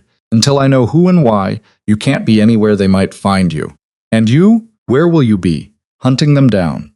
He turned from the screen to face her. I'm going to find every person involved in tonight. Every person who gave orders, who pulled triggers, who provided information, and I'm going to make them regret the day they decided to move against me. Isabella heard the promise of violence in his voice, saw it in the set of his jaw, the coldness in his eyes. This was Dante Falcone at his most dangerous, and somehow she wasn't afraid of him. She should be. Normal people would be. But standing in an underground bunker looking at a man covered in someone else's blood who was promising to kill for her, Isabella felt something else entirely, safe. How long before you leave? An hour. I need to clean up, make some calls, coordinate with my people. He paused. There's food in the kitchen, books on the shelf, Wi-Fi password is on the desk. You won't be completely cut off, just mostly. Yes. He crossed to her, hands gentle on her shoulders. I know this isn't what you signed up for. I know it's not fair, but I need you to trust me one more time. Stay here. Stay safe. Let me handle this. And if something happens to you, if you don't come back, then my people know to let you out. You walk away with enough money to start over anywhere you want. Your mother's care continues. You're free. I don't want to be free. I want you to come back. Dante's expression cracked slightly. Isabella. No. Listen to me. I get it. This is dangerous. People are trying to kill us. You need to fix it. But don't talk about what happens if you die like it's just logistics. Like I wouldn't. Her voice broke. Like I wouldn't care. He pulled her into his arms, buried his face in her hair. She felt him shaking slightly. Whether from adrenaline or emotion, she couldn't tell. I'll come back. I promise. But you need to understand the things I'm about to do. The man you'll see when I return, he might not be someone you recognize. I'll take that risk. They stood like that for a long moment. Then Dante pulled back, kissed her forehead, and left. Isabella was alone in the underground bunker with nothing but her thoughts and the weight of everything that had happened in the past 4 days. She should be hysterical, should be demanding to leave, to go back to her small, safe life. Instead, she unpacked her bag, made coffee in the small kitchen, and tried to figure out what the hell she'd become. Hours passed. Isabella tried to read, couldn't focus, watched the security feeds Dante had left active, seeing guards patrol corridors she couldn't map in her head, called the hospice to check on her mother. She's doing well, Miss Reed, asking for you. Tell her I'll visit soon. Tell her I love her. Of course. The lie tasted bitter. She couldn't visit, couldn't risk leading anyone to her mother, couldn't do anything but wait in this underground tomb while Dante waged war on her behalf. Her phone rang. Unknown number. Isabella almost didn't answer, then thought better of it. Hello? Is this Isabella Reed? A woman's voice. Professional unfamiliar. Who's asking? My name is Sarah Chen. I'm a detective with the city police department. I'm investigating several murders that occurred last night, and your name came up in our inquiries. Isabella's blood went cold. I don't know what you're talking about. Miss Reed, we know you've been associating with Dante Falcone. We know you were present at one of the attack sites. We need to speak with you. I want a lawyer. You're not under arrest. We just want to talk to understand your connection to Mr. Falcone and the events of last night. I have nothing to say. Miss Reed, please. If you're in danger, we can help. If he's coercing you. Isabella ended the call. Her hands were shaking. The police were looking for her, connecting her to Dante, to the violence. Everything was spiraling out of control faster than she could process. Her phone rang again. Same number. She didn't answer. A text came through. Please call me back. You're not in trouble. I want to help. Isabella deleted it. She spent the rest of the day pacing the small space, jumping at every sound. Evening came. No word from Dante. She tried calling him straight to voicemail. Then near midnight, the door opened. Dante walked in looking like he'd been through hell. Fresh blood on his clothes. Definitely his this time, seeping through a bandage on his left arm. Exhaustion carved into every line of his face. But alive. He was alive. You're hurt. It's nothing. Grazed me. Already stitched up. He sank onto the couch like his legs wouldn't hold him anymore. It's done. Mostly. Isabella sat beside him. What happened? I found them. The men behind it. 3 different operations, all coordinated by one person. Dmitry Klov, Russian mob. He's been trying to move into my territory for months. I turned him down. This was his response. Is he dead? No, but he will be. I'm just deciding how public to make it. Dante leaned his head back, closed his eyes. I took out his operations tonight. 4 locations, burned them to the ground, killed or captured everyone involved, left messages he can't misinterpret, and now we wait. He'll either back down or escalate. If he backs down, you can go back to a normal life. If he escalates, Dante opened his eyes, looked at her. If he escalates, this becomes a full war, and you're stuck in it until one of us is dead. Isabella absorbed this. The police called me today. Dante went very still. What did they say? They wanted to talk about you, about last night. I didn't tell them anything. Good. He sat up, wincing. They can't connect you to any of this without evidence. Keep it that way. Don't talk to them. Don't answer questions. If they push, lawyer up immediately. This is my life now. Hiding from police, waiting to see if a Russian mobster decides to start a war. Yes, this is your life now. Dante turned to face her fully. And I'm giving you one last chance to walk away from it. I can get you somewhere safe, somewhere far from me in this mess. New identity if you need it. You'd never see me again, but you'd be free. Why are you offering this now? Because I love you. The words hung into the air between them. Isabella forgot how to breathe. What? I love you. I didn't mean to. Didn't plan on it. But somewhere between that first dinner and tonight, watching you handle everything I threw at you without breaking, I fell in love with you. His voice was rough. And because I love you, I'm giving you an out. A real one. Before this gets worse, before loving me destroys you completely. Isabella's eyes burned. You don't get to decide that. Someone has to. No, I decide. Me. Not you. Not circumstances. Not the danger. Me. She grabbed his face, made him look at her. I'm scared. I'm terrified. But I'm not leaving. Not now. Not when you need me. Isabella, I love you too. I don't know when it happened. Maybe that first night when you saw through everything I was pretending. Maybe yesterday when you held my hand like I was the only thing keeping you human. But I love you and I'm staying. Dante kissed her then, desperate and raw, tasting like blood and smoke, and something that felt like salvation. Isabella kissed him back, pouring everything she couldn't say into it. All her fear and hope, and the strange certainty that this broken, dangerous man was somehow exactly where she belonged. They broke apart, both breathing hard. You're making a mistake. Then we'll make it together. Dante pulled her close, and Isabella felt the tension drain from his body. They sat like that for a long time, neither speaking, just existing in the small pocket of safety they'd carved out of the chaos. Finally, Dante spoke. I need to shower, change these bandages. Then we need to talk about what happens next. Okay. He stood, swayed slightly. Isabella steadied him. When was the last time you slept? I don't remember. 30 hours, 40. Shower, then sleep. The talking can wait. I have things to. They can wait too. You're no good to anyone if you collapse. Dante looked like he wanted to argue, then nodded. He disappeared into the bathroom. Isabella heard water running. She found clean clothes in a closet, men's sizes, but they'd work, and left them by the bathroom door. When he came out 20 minutes later, cleaned up and bandaged properly, he looked marginally more human. The bed's big enough for both of us, Isabella said. If you want company. I don't want to. We shouldn't. I'm not asking for sex. I'm asking if you want to not be alone. There's a difference. Dante studied her face. Then he nodded. They lay down together, Isabella curled against his uninjured side, his arm around her. In the quiet darkness of the underground bunker, surrounded by concrete and security systems, Isabella felt something she hadn't felt in years. Peace. Tell me about your brother, she said quietly. Dante was silent for so long she thought he'd fallen asleep, then softly. Marco was everything I'm not. Emotional. Open. He believed people could change. That love was worth dying for. His voice cracked slightly. He was wrong, but I envied him for believing it. What was she like? The woman he loved. Beautiful, intelligent, wrong in every way that mattered. She worked for Klov's organization. Marco thought he could save her. Thought their love was stronger than loyalty, than business, than reality. Dante's arm tightened around Isabella. He proposed to her. 3 days later, she helped set up the ambush that killed him. Did you kill her? Yes, personally. Slowly. It didn't bring him back. Isabella should be horrified, should pull away from this man who just admitted to torture and murder. Instead, she pressed closer. I'm not her. I'm not going to betray you. You can't promise that. People change. Circumstances change. Love isn't enough to hold things together when the world tears at them. Maybe not, but we can try. Dante kissed the top of her head. You're too good for this life. That's not your decision to make. They drifted into silence. Isabella felt Dante's breathing slow, deepen. He was asleep within minutes, exhausted beyond his ability to fight it. She stayed awake longer, listening to his heartbeat, thinking about everything that had led to this moment. A week ago, she'd been drowning in debt and desperation.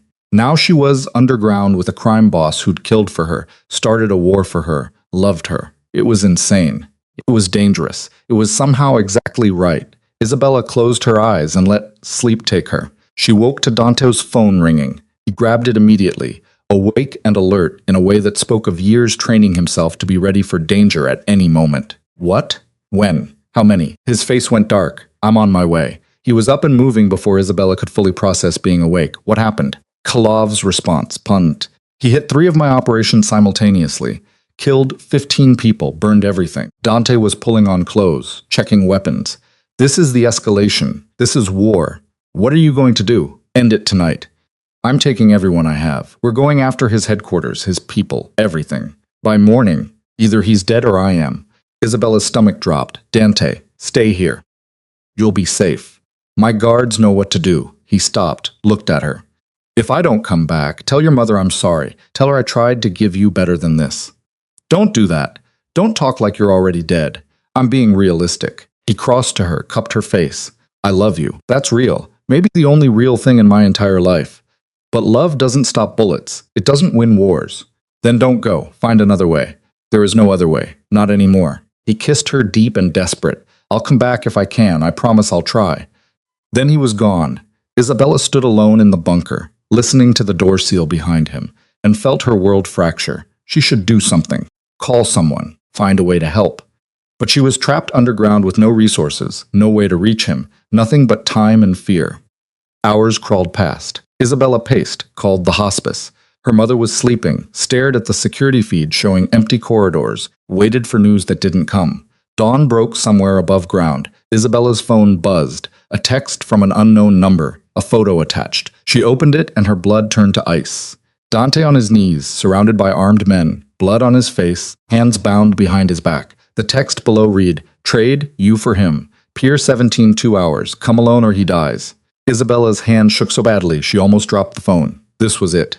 The choice she'd known was coming from the moment she'd said yes to that first dinner. Her safety for his life. There was no question what she'd do. She grabbed her jacket, opened the door, and headed for the elevator. A guard stopped her immediately. Miss Reed, Mr. Falcone's orders, are irrelevant. I'm leaving. I can't let you. Isabella pulled out her phone, showed him the photo. They have him. They want me in exchange. Are you really going to stand there and let him die? The guard's face went pale. He stepped aside. Isabella rode the elevator up, emerged into daylight for the first time in a day and a half, and found a car waiting. Different driver, same grim expression. Pier 17, she said, and hurry. The drive took 40 minutes. Isabella spent it texting the number back. I'm coming. Don't hurt him. No response. They reached the pier, industrial, abandoned, perfect for an ambush. The driver pulled up to the entrance. Miss Reed, you should wait for backup. There is no backup, just me. Isabella got out of the car, walked toward the warehouse at the end of the pier. Men materialized from the shadows. 5 of them, all armed, one stepped forward, older, gray hair, expensive suit, cold eyes that assessed her like she was livestock. Mrs. Reed, punctual. I appreciate that in people. Russian accent, thick and deliberate. Klov. Mr. Falcone is inside, alive as promised, though perhaps not for much longer. Unless we reach an agreement. I'm here. Let him go. Not quite so simple. Klov smiled. No warmth in it. You see, your presence here creates interesting opportunity. Dante Falcone loves you. That makes you valuable leverage. I could kill him now. Keep you. Ensure he dies, knowing he failed to protect you. Or, he paused theatrical, you could convince him to step aside, to give me his territory, his operations, everything. In exchange, you both walk away alive. He'll never agree to that. Then he dies and you watch. Klov gestured. Let's go inside. Time for reunion. They marched her into the warehouse. Dante was exactly where the photo had shown him, on his knees, blood dripping from a cut above his eye, hands bound. When he saw her, his expression went through several stages. Relief, horror, fury. Isabella. What the hell? You were supposed to stay. I don't care. You should have. I wasn't going to let you die. She turned to Clav. I'm here. Let him go. Do whatever you want with me, but let him go. How touching. Clav pulled out a gun, pressed it to Dante's head. Here's what happens now. You watch while I put a bullet in his brain. Then I decide whether to keep you or kill you too. Either way, Dante Falcone's empire crumbles without him. Don't do this, Isabella said. Please, I'll give you anything. Money, information, whatever you want. Just don't kill him. What I want is his territory. Can you give me that? Yes. Dante's voice was rough. Give her to me for 5 minutes. Untie me. Let me tell her goodbye. Then I'll sign over everything. Clav considered this, then nodded. 5 minutes. But my men stay close. They cut Dante's bonds. He stood swaying slightly and pulled Isabella into his arms. You shouldn't have come, he whispered against her hair. I couldn't leave you. I know that's the problem. His hands moved over her back, reassuring touches, or so it seemed. I love you. Whatever happens next, remember that, Dante. He kissed her, deep and desperate and final, and slipped something into her jacket pocket. A gun. Isabella's breath caught. Dante pulled back, just enough to meet her eyes, and she saw the plan there. The desperate, dangerous plan. When I move, drop, he whispered. Don't hesitate. Time's up, Clav said. Dante turned. You want my empire? Come take it. Then everything happened at once. Dante lunged at Clav. Isabella dropped to the ground, pulling the gun from her pocket. Gunfire erupted, deafening in the enclosed space. She fired blindly toward Clav's men, saw one go down. Dante had Clav, both of them grappling for the gun. More shots. Isabella kept firing, hands shaking, tears streaming down her face. Another man fell, then another. A gunshot close to her head made her ears ring. She rolled, fired again. The slide locked back, empty. The warehouse fell silent. Isabella looked up. Dante stood over Clav's body, breathing hard, covered in blood. The other men were down, dead or dying. It was over. Dante crossed to her, pulled her up, checked her over frantically. Are you hit, Isabella? Are you? I'm okay. I'm okay. She was shaking so hard, her teeth chattered. Is he? Is Clav dead? They're all dead. Dante pulled her against him. It's over. It's finally over. Sirens in the distance, getting closer. We need to go now. Dante took her hand, led her toward a back exit. They emerged into daylight, into chaos, into a world that had just shifted on its axis. Isabella had just killed people, shot them, watched them die. She should feel something. Horror, regret, remorse. All she felt was relief that Dante was alive. What did that make her? They made it to a car. One of Dante's appeared from nowhere with perfect timing, drove away from the pier as police cars screamed past in the opposite direction. Dante held her hand the entire drive back to the bunker. Neither of them spoke. What was there to say? Only when they were safely underground again did he finally break the silence. You saved my life. You saved mine first. That's not the same. You killed for me, Isabella. There's no coming back from that. I know. She met his eyes. I don't want to come back from it. Dante stared at her. Then he pulled her into his arms and held on like she was the only thing keeping him anchored to earth. And maybe she was. Maybe they both were. Two broken people who'd found each other in the darkness and decided that was enough, even if it damned them both. The police came 3 days later, not to the bunker. Dante's lawyers handled that, meeting them at a neutral location with paperwork and alibis. That would have been impressive if Isabella hadn't known. They were mostly fabricated. She sat in the underground living quarters, listening to Dante on the phone with his attorney, watching him orchestrate a defense that turned her from shooter to victim. She was kidnapped, held against her will. She defended herself when given the opportunity. That's a story. That's what the evidence will show. Isabella should have felt relieved. Instead, she felt numb. She'd killed 2 people, shot them without hesitation, watched them bleed out on a warehouse floor, and the only thing she regretted was that there hadn't been more bullets in the gun. What did that make her? Dante ended his call, came to sit beside her on the couch. He looked better than he had 3 days ago, the cut above his eye healing, the exhaustion slowly fading from his features. But there was something new in his eyes when he looked at her. Not pity, not regret. Something closer to recognition. The police want to interview you. My lawyer will be present. You'll tell them exactly what happened. Clav's men took you. You escaped during the chaos. You don't remember much. Shock and trauma. They'll buy it. Will they? They'll have to. There's no evidence connecting you to anything, except being in the wrong place at the wrong time. He took her hand. Isabella, you're going to be fine. I promise. I don't feel fine. I know. That's normal. The first time you kill someone, don't. She pulled her hand away. Don't tell me it gets easier. Don't tell me I'll stop seeing their faces. I don't want it to get easier. Dante was quiet for a moment. Then what do you want? I want to see my mother. I want to leave this bunker. I want to remember what daylight feels like. Her voice cracked. I want to stop feeling like I'm drowning. Okay, he stood, pulled out his phone. We'll go see your mother today. I'll arrange security. I don't want security. I don't want guards following me everywhere. I want to be normal again. Isabella, you can't. I know. She looked up at him, tears burning her eyes. I know I can't go back to normal. I know what I did, what I am now, but I need to pretend, just for a few hours, that I'm still the person I was before all of this. Dante crouched in front of her, hands on her knees. You're still that person. Circumstances changed, actions changed, but you, the core of who you are, that hasn't changed. How do you know? Because I've watched you. You're still kind, still honest, still worried about your mother more than yourself. Killing those men didn't make you a monster, Isabella. It made you a survivor. Is that what you tell yourself? That you're a survivor, not a monster? No. He said it simply without defensiveness. I know what I am, but you're different. You killed to save someone you love. I kill because it's Tuesday and someone inconvenienced me. There's a difference. Isabella wiped her eyes. I want to see her today. Please, then we'll go. They left the bunker mid-morning, emerging into sunlight that felt almost painful after days underground. 2 guards accompanied them despite Isabella's protests, but they stayed distant, invisible, unless you knew to look for them. The hospice felt like another world, quiet, peaceful, untouched by the violence that had consumed Isabella's life. The nurse at the desk smiled when she saw her. Miss Reed, your mother will be so happy. She's been asking about you. Guilt twisted in Isabella's stomach. How is she? Good days and bad days. Today's good. Go on up. Catherine Reed sat propped up in bed, looking out the window at the trees beyond. She turned when Isabella entered, and her face lit up in a way that made Isabella want to cry. There's my girl. I was starting to think you'd forgotten about me. Never. Isabella crossed to the bed, hugged her mother carefully. She felt so fragile, like she might break with too much pressure. I'm sorry I haven't visited more. You're here now. That's what matters. Catherine's eyes found Dante, who'd stayed near the door.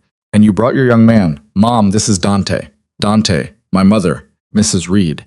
Dante approached the bed with a deference Isabella hadn't seen in him before. It's good to see you again. Is it? Last time you were here, my daughter looked terrified. Now she looks traumatized. Want to explain that? Dante glanced at Isabella, who shook her head slightly. Her mother didn't need to know. Didn't need the weight of what had happened. But Catherine had always been sharper than people expected. Something happened. Something bad. She reached for Isabella's hand, held it tight despite her weakness. Are you safe now? Yes, I'm safe. Is it over? Whatever this was. Isabella looked at Dante. He nodded slightly. It's over, Mom, I promise. Catherine studied them both for a long moment. Then she sighed. You know, when your father died, people kept telling me I was strong, that I was handling it so well. Truth was, I was barely holding together. I just got good at pretending because I had you to take care of. She squeezed Isabella's hand. You're doing the same thing now, pretending you're okay when you're not. But baby, you don't have to pretend with me. Isabella's composure cracked. The tears she'd been holding back for 3 days came flooding out. She buried her face in her mother's shoulder, sobbing like a child, while Catherine stroked her hair and murmured comforting nonsense. Dante stepped out, giving them privacy. When Isabella finally pulled herself together, her mother was looking at her with eyes that knew too much. Tell me. I can't. You don't want to know. I'm dying, Isabella. I don't have time for protecting me from hard truths. Tell me what happened. So Isabella did. Not everything. Not the details of violence. Not the bodies, but enough. The danger, the kidnapping, the choice she'd made. Her mother listened without interrupting, her expression growing more troubled with each word. When Isabella finished, Catherine was quiet for a long time. You killed people. Yes. To save him. Yes. Do you regret? Isabella thought about this. Really thought about it. I regret that I had to, but I don't regret saving him. Does that make me a bad person? It makes you human. Her mother's grip tightened. You think I never made hard choices? You think I never did things I wasn't proud of to keep you safe? We all have moments where we become someone we don't recognize. The question is what we do with them. What did you do? I forgave myself, eventually, and I moved forward. Catherine's eyes were fierce despite the cancer eating her alive. You love him? It wasn't a question, but Isabella answered anyway. Yes, and he loves you. He says he does. I can see it. The way he looks at you like you're the only thing keeping him human. Her mother paused. That's a lot of weight to carry, baby. Are you sure you want that burden? I don't think it's a choice anymore. I think I'm in too deep to get out. Then stop trying to get out. Stop fighting what you've become. Accept it and figure out how to live with it. Catherine's voice was getting weaker. Life isn't about being perfect. It's about being honest with yourself. Can you look in the mirror and live with what you see? I don't know yet. Then that's your answer to work toward. Her mother's eyes were closing. Bring him back in. I want to talk to him. Mom, you should rest. Isabella, bring him in. Isabella found Dante in the hallway staring out a window. She wants to talk to you. Is that a good idea? Probably not, but she's dying and stubborn, so we don't really have a choice. They went back into the room. Catherine had rallied slightly, fixing Dante with a look that was pure maternal ferocity. Sit down, Mr. Falcone. Dante sat. You love my daughter. Yes, ma'am. And you've put her in danger, made her do things she'll have nightmares about for the rest of her life. Yes, no excuses, no justifications, just truth. Good. I appreciate honesty. Catherine's eyes never left his face. Here's what's going to happen. You're going to take care of her. Not because I'm asking, because if you don't, if you let her get hurt, if you waste this second chance you've both been given, I will haunt you. I don't care if I'm dead. I will find a way to make your life hell. Dante's lips twitched, almost a smile. I believe you. I'm serious. So am I, Mrs. Reed. I can't promise Isabella a normal life. I can't promise safety or peace, or any of the things she deserves. But I can promise that I will protect her with everything I have, that I will never lie to her, and that I will spend the rest of my life trying to be worthy of the choice she made to stay. Catherine studied him. Then slowly she nodded. That'll do. Now get out. I need to rest, and my daughter needs to stop crying all over my good sheets. They left the hospice an hour later. Isabella felt wrung out but somehow lighter. Her mother knew not everything but enough, and she hadn't condemned her, hadn't told her to run. That was something. Dante drove them back himself, the guards following in a separate car. They didn't go to the bunker. Instead, Dante pulled up to the penthouse high-rise where this had all started barely a week ago. I thought we couldn't come back here. Clov's dead. His organization is scattered. The immediate threat is over. Dante killed the engine. We can't hide forever. Eventually, we have to figure out how to live. They rode the elevator up. The penthouse looked exactly the same, untouched by everything that had happened. Isabella wandered through it, feeling like a stranger in a place she'd barely gotten to know. What happens now? She asked. Dante stood by the windows looking out at the city. Now we rebuild. My operations took a hit during the war with Clove. I need to consolidate power. Make sure no one else gets ideas about moving on my territory. That'll take time. And me? What do I do? Whatever you want. Your mother's care is covered. You have enough money to never work again, if you don't want to. Or you can go back to school, start a career, build the life you would have had if you hadn't met me. Isabella heard what he wasn't saying. You're giving me an out. I'm giving you a choice, a real one this time. Stay with me and accept everything that means or take the life I can give you and walk away clean. After everything we've been through, you think I'd just leave? I think you should. He turned to face her. Isabella, I meant what I told your mother. I can't give you normal. I can't give you safe. Every day with me is a risk. Another enemy, another threat, another chance that you'll end up dead or traumatized or broken. You deserve better than that. What if I don't want better? What if I want you? Then you're making a mistake. It's my mistake to make. Isabella crossed to him, took his hands. Dante, I'm not going to pretend this is easy. I'm not going to pretend I'm not scared, but I'm also not going to pretend I can walk away from you. Not after everything. Not after, her voice caught.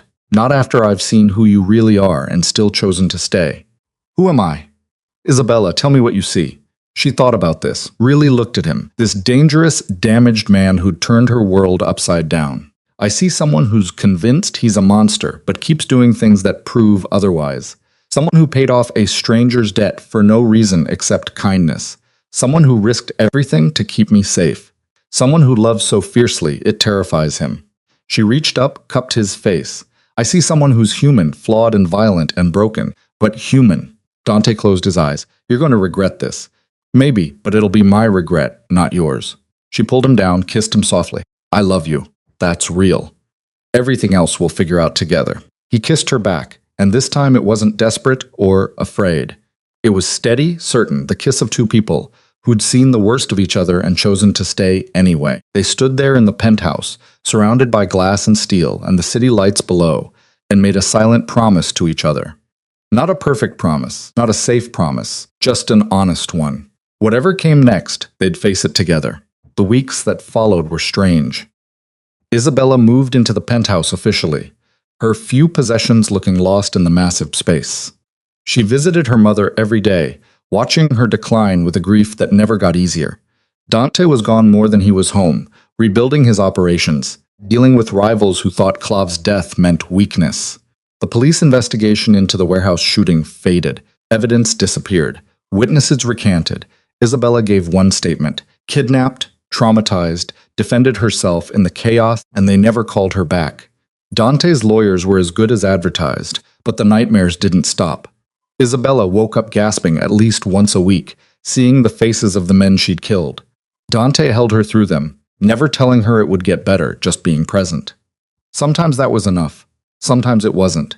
2 months after the warehouse, Catherine Reed died. Isabella was holding her hand when it happened. No drama, no last words, just a soft exhale. And then she was gone. The funeral was small. Isabella's few friends from before, some nurses from the hospice, Dante standing beside her like a silent promise. No one from his world. This was hers, her grief, her loss. They buried Catherine on a Tuesday. Isabella stood by the grave after everyone else had left, staring at the fresh earth, trying to process that her mother was actually gone. She loved you very much, Dante said quietly. I know. She wanted you to be happy. I know that too. Are you happy? Isabella thought about this. I don't know. I'm sad. I'm grieving. But underneath that, she looked up at him. Yeah, I think I am. Is that wrong? No, it's honest. Dante took her hand. She'd be proud of you. The strength you've shown, the choices you've made. Would she? I'm living with a criminal. I killed people. I'm not exactly the daughter she raised.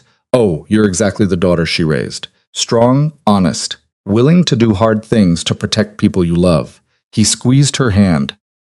She knew who you were, and she accepted it. That's love, Isabella. Not the pretty version, the real one. They stood there until the sun started setting.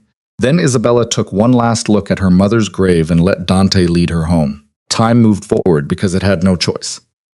Isabella enrolled in nursing school, something she'd wanted to do before debt had made it impossible. Dante's operation stabilized. The city found a new equilibrium. Life somehow continued, but Isabella found herself restless. The penthouse, as beautiful as it was, felt like a cage. She'd gone from drowning in poverty to drowning in luxury, and neither felt right. 6 months after her mother's death, she came home to find Dante in his office, surrounded by papers and screens showing security feeds she'd learned not to ask about. We need to talk. He looked up, immediately alert. What's wrong? Nothing's wrong, but I've been thinking.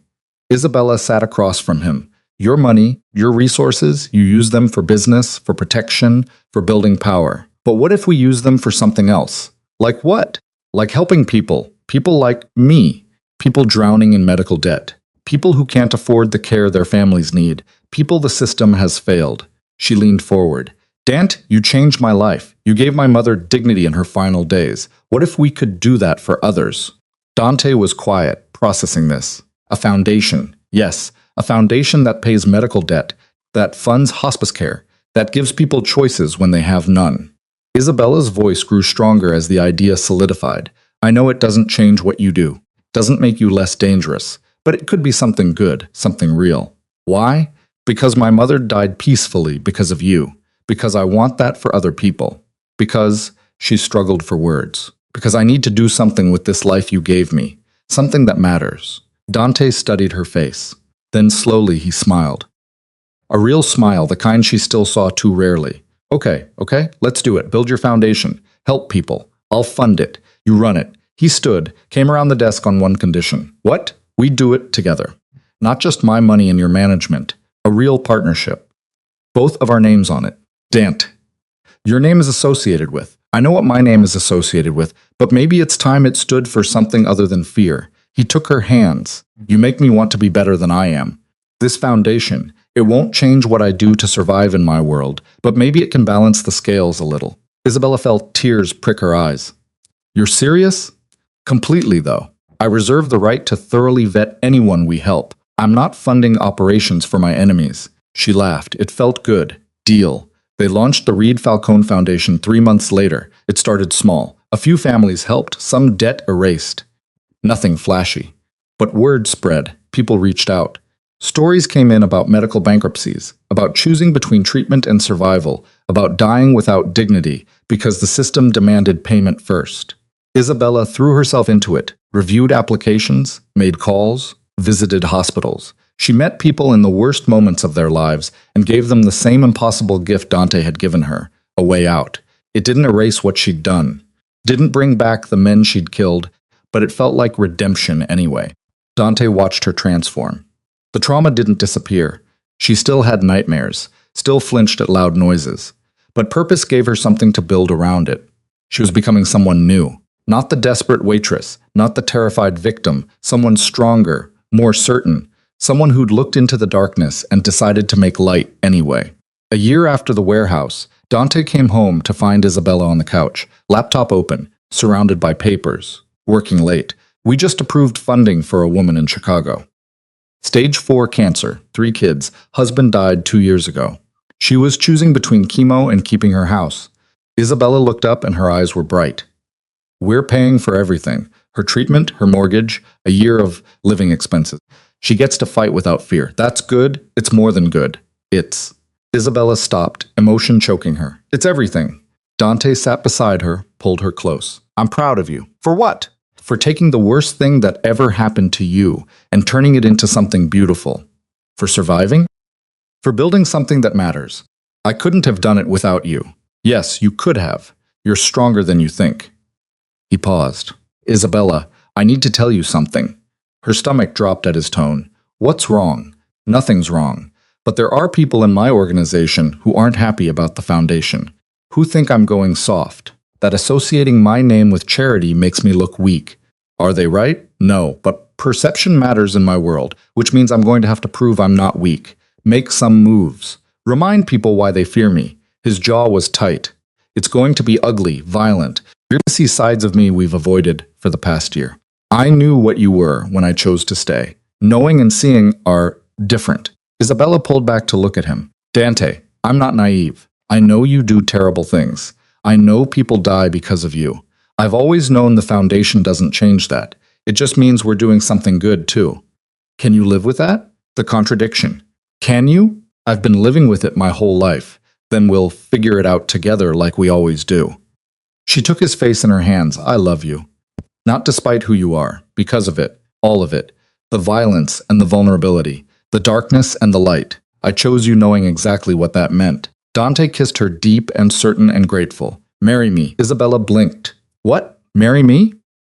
Not because it's romantic or traditional. Because I want everyone to know you're mine.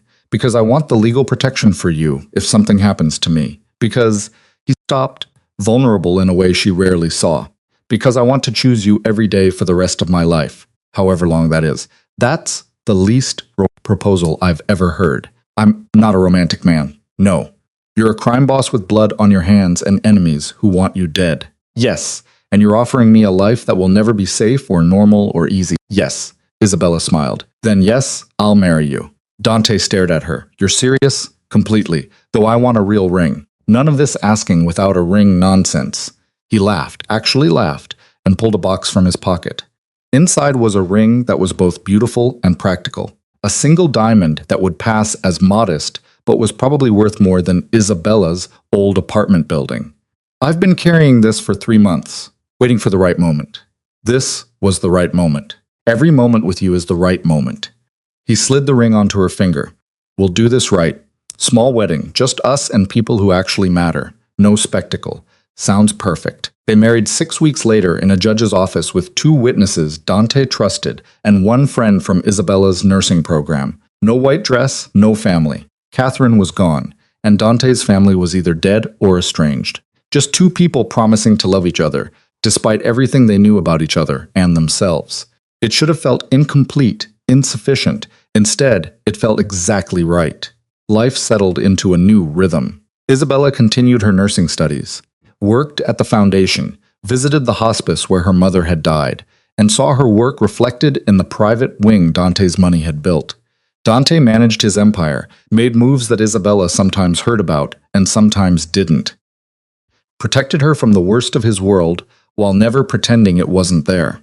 They were honest with each other, brutally honest. When Dante came home with blood on his clothes, Isabella didn't ask, but didn't shy away either. When Isabella woke screaming from nightmares, Dante held her without offering empty reassurances. They existed in their contradiction, violence and care, darkness and light, love built on a foundation of choices neither of them would take back. 2 years after the warehouse, Isabella graduated nursing school. Dante came to the ceremony, stood out among the families in his expensive suit and dangerous presence, and took more photos than anyone else there. That night they celebrated in the penthouse.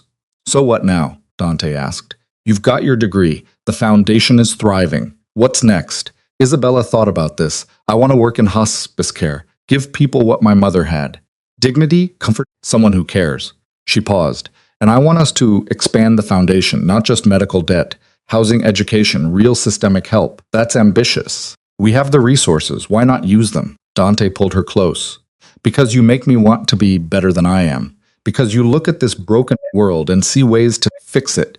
Because loving you has made me question everything I thought I knew about myself. Good. You should question yourself. Keeps you honest. You keep me honest. Someone has to." They stood by the windows looking out at the city lights. Below them, millions of people lived and died and struggled. Isabella's foundation would help a fraction of them. Dante's empire would hurt others. The math didn't balance, would never balance, but they tried anyway. 3 years after the warehouse, Isabella came home to find Dante in his office, staring at his computer with an expression she couldn't read. "What's wrong?" "Nothing's wrong. But I got a message today from Rico. Remember him? The guy from that first warehouse meeting. The one who tried to short you. That's the one. He's dying. Cancer. He reached out through channels, asking if the Reed Falcone Foundation could help his family." Isabella sat down. "What did you tell him?" "Nothing yet. I wanted to ask you first." Dante turned to face her. 3 years ago, I nearly killed him for disrespecting me. Now he's asking for mercy. What do we do?" Isabella thought about her mother, about mercy and dignity and the impossibility of balancing scales. "We help him. We help his family. Not because he deserves it, because they do. Because that's what the foundation is for. Helping people who have nowhere else to turn, even when those people work for me, threaten me. Especially then. If we only help good people, we're no better than the system that failed me." She met his eyes. "We help them. All of them. That's the point." Dante was quiet for a long moment. Then he nodded. "Okay, we help them. Does it bother you being merciful to someone who disrespected you? It would have been before you. But you've taught me something about power. That real power isn't making people fear you. It's choosing mercy when you could choose violence. It's being strong enough to forgive. You're not forgiving him for my sake. No, I'm doing it because you've made me want to be someone who can forgive, someone who sees another option besides violence." He pulled her into his arms. "You've changed me, Isabella. Made me human again. I'm not sure I deserve it, but I'm grateful for it. We've changed each other. I'm not the person I was before you either. Do you regret it, becoming this person?" Isabella thought about the waitress. She'd been drowning, desperate, dying slowly under the weight of impossible circumstances. Then she thought about who she was now, scarred, traumatized, but alive in a way she'd never been before. "No, I don't regret it. I regret the pain, the violence, the things I had to do, but I don't regret choosing you. I don't regret this life, even knowing what it cost. Especially knowing what it cost, because I made the choice fully informed. I saw the worst of you, the worst of this world, and I chose it anyway. That's not naivete." Dante kissed her forehead. "I don't deserve you. Probably not. But you're stuck with me anyway." They stood there in the office, surrounded by screens showing security feeds and encrypted messages and all the machinery of Dante's empire. Outside, the Foundation helped people. Inside, Dante gave orders that resulted in violence. The contradiction existed, would always exist, but so did the love. So did the choice to try. So did the possibility that two broken people could build something beautiful out of their shared darkness. 5 years after the warehouse, Isabella stood at a podium in front of reporters and donors, announcing the Foundation's latest initiative, a nationwide program to eliminate medical debt for families below the poverty line. Don stood behind her, silent and watchful. His presence a reminder of where the money came from, but also a promise of protection. The foundation had helped thousands by then, erased millions in debt, given people the same impossible gift Isabella had received, a chance to breathe, to live without crushing fear, to die with dignity. It didn't erase Dante's sins, didn't balance the books, but it mattered anyway. That night they lay in bed in the penthouse, Isabella's head on Dante's chest, listening to his heartbeat. "Do you think we're good people?" she asked. "No, I think we're complicated people who try to do good things despite our nature. That's not the same." "No, it's not, but it's honest." Dante's hand traced patterns on her back. "We're not heroes, Isabella. We're not saints, but we're not monsters either. We're just people doing the best we can with what we have. And that's enough. It has to be, because it's all we've got." Isabella thought about this, about the men she'd killed, about the lives the Foundation had saved, about the impossibility of weighing violence against mercy, darkness against light. "My mother told me once that life isn't about being perfect. It's about being honest with yourself, about looking in the mirror and living with what you see. Can you live with what you see?" She thought about the woman she'd become, scarred, strong, capable of both killing and healing.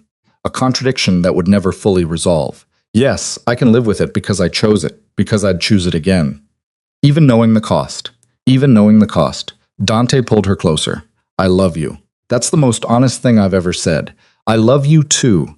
That's the scariest thing I've ever admitted. Why scary? Because it means I can't walk away. Can't pretend this isn't real. Can't hide from what we are."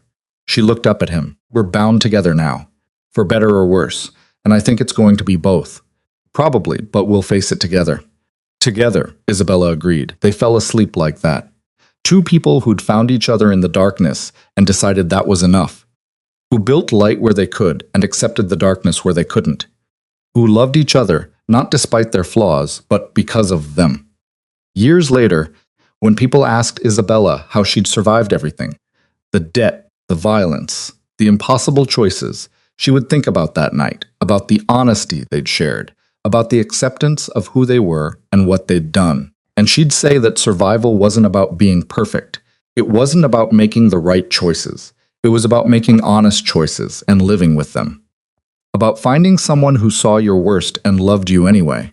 About building something good, even when the world told you that you didn't deserve it.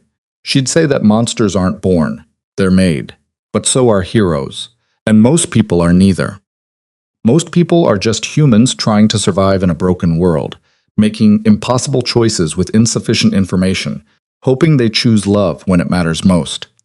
She'd say that she'd killed people to save someone she loved, and she'd do it again. That Dante Falcone, the most feared man in the city, was also the kindest person she knew.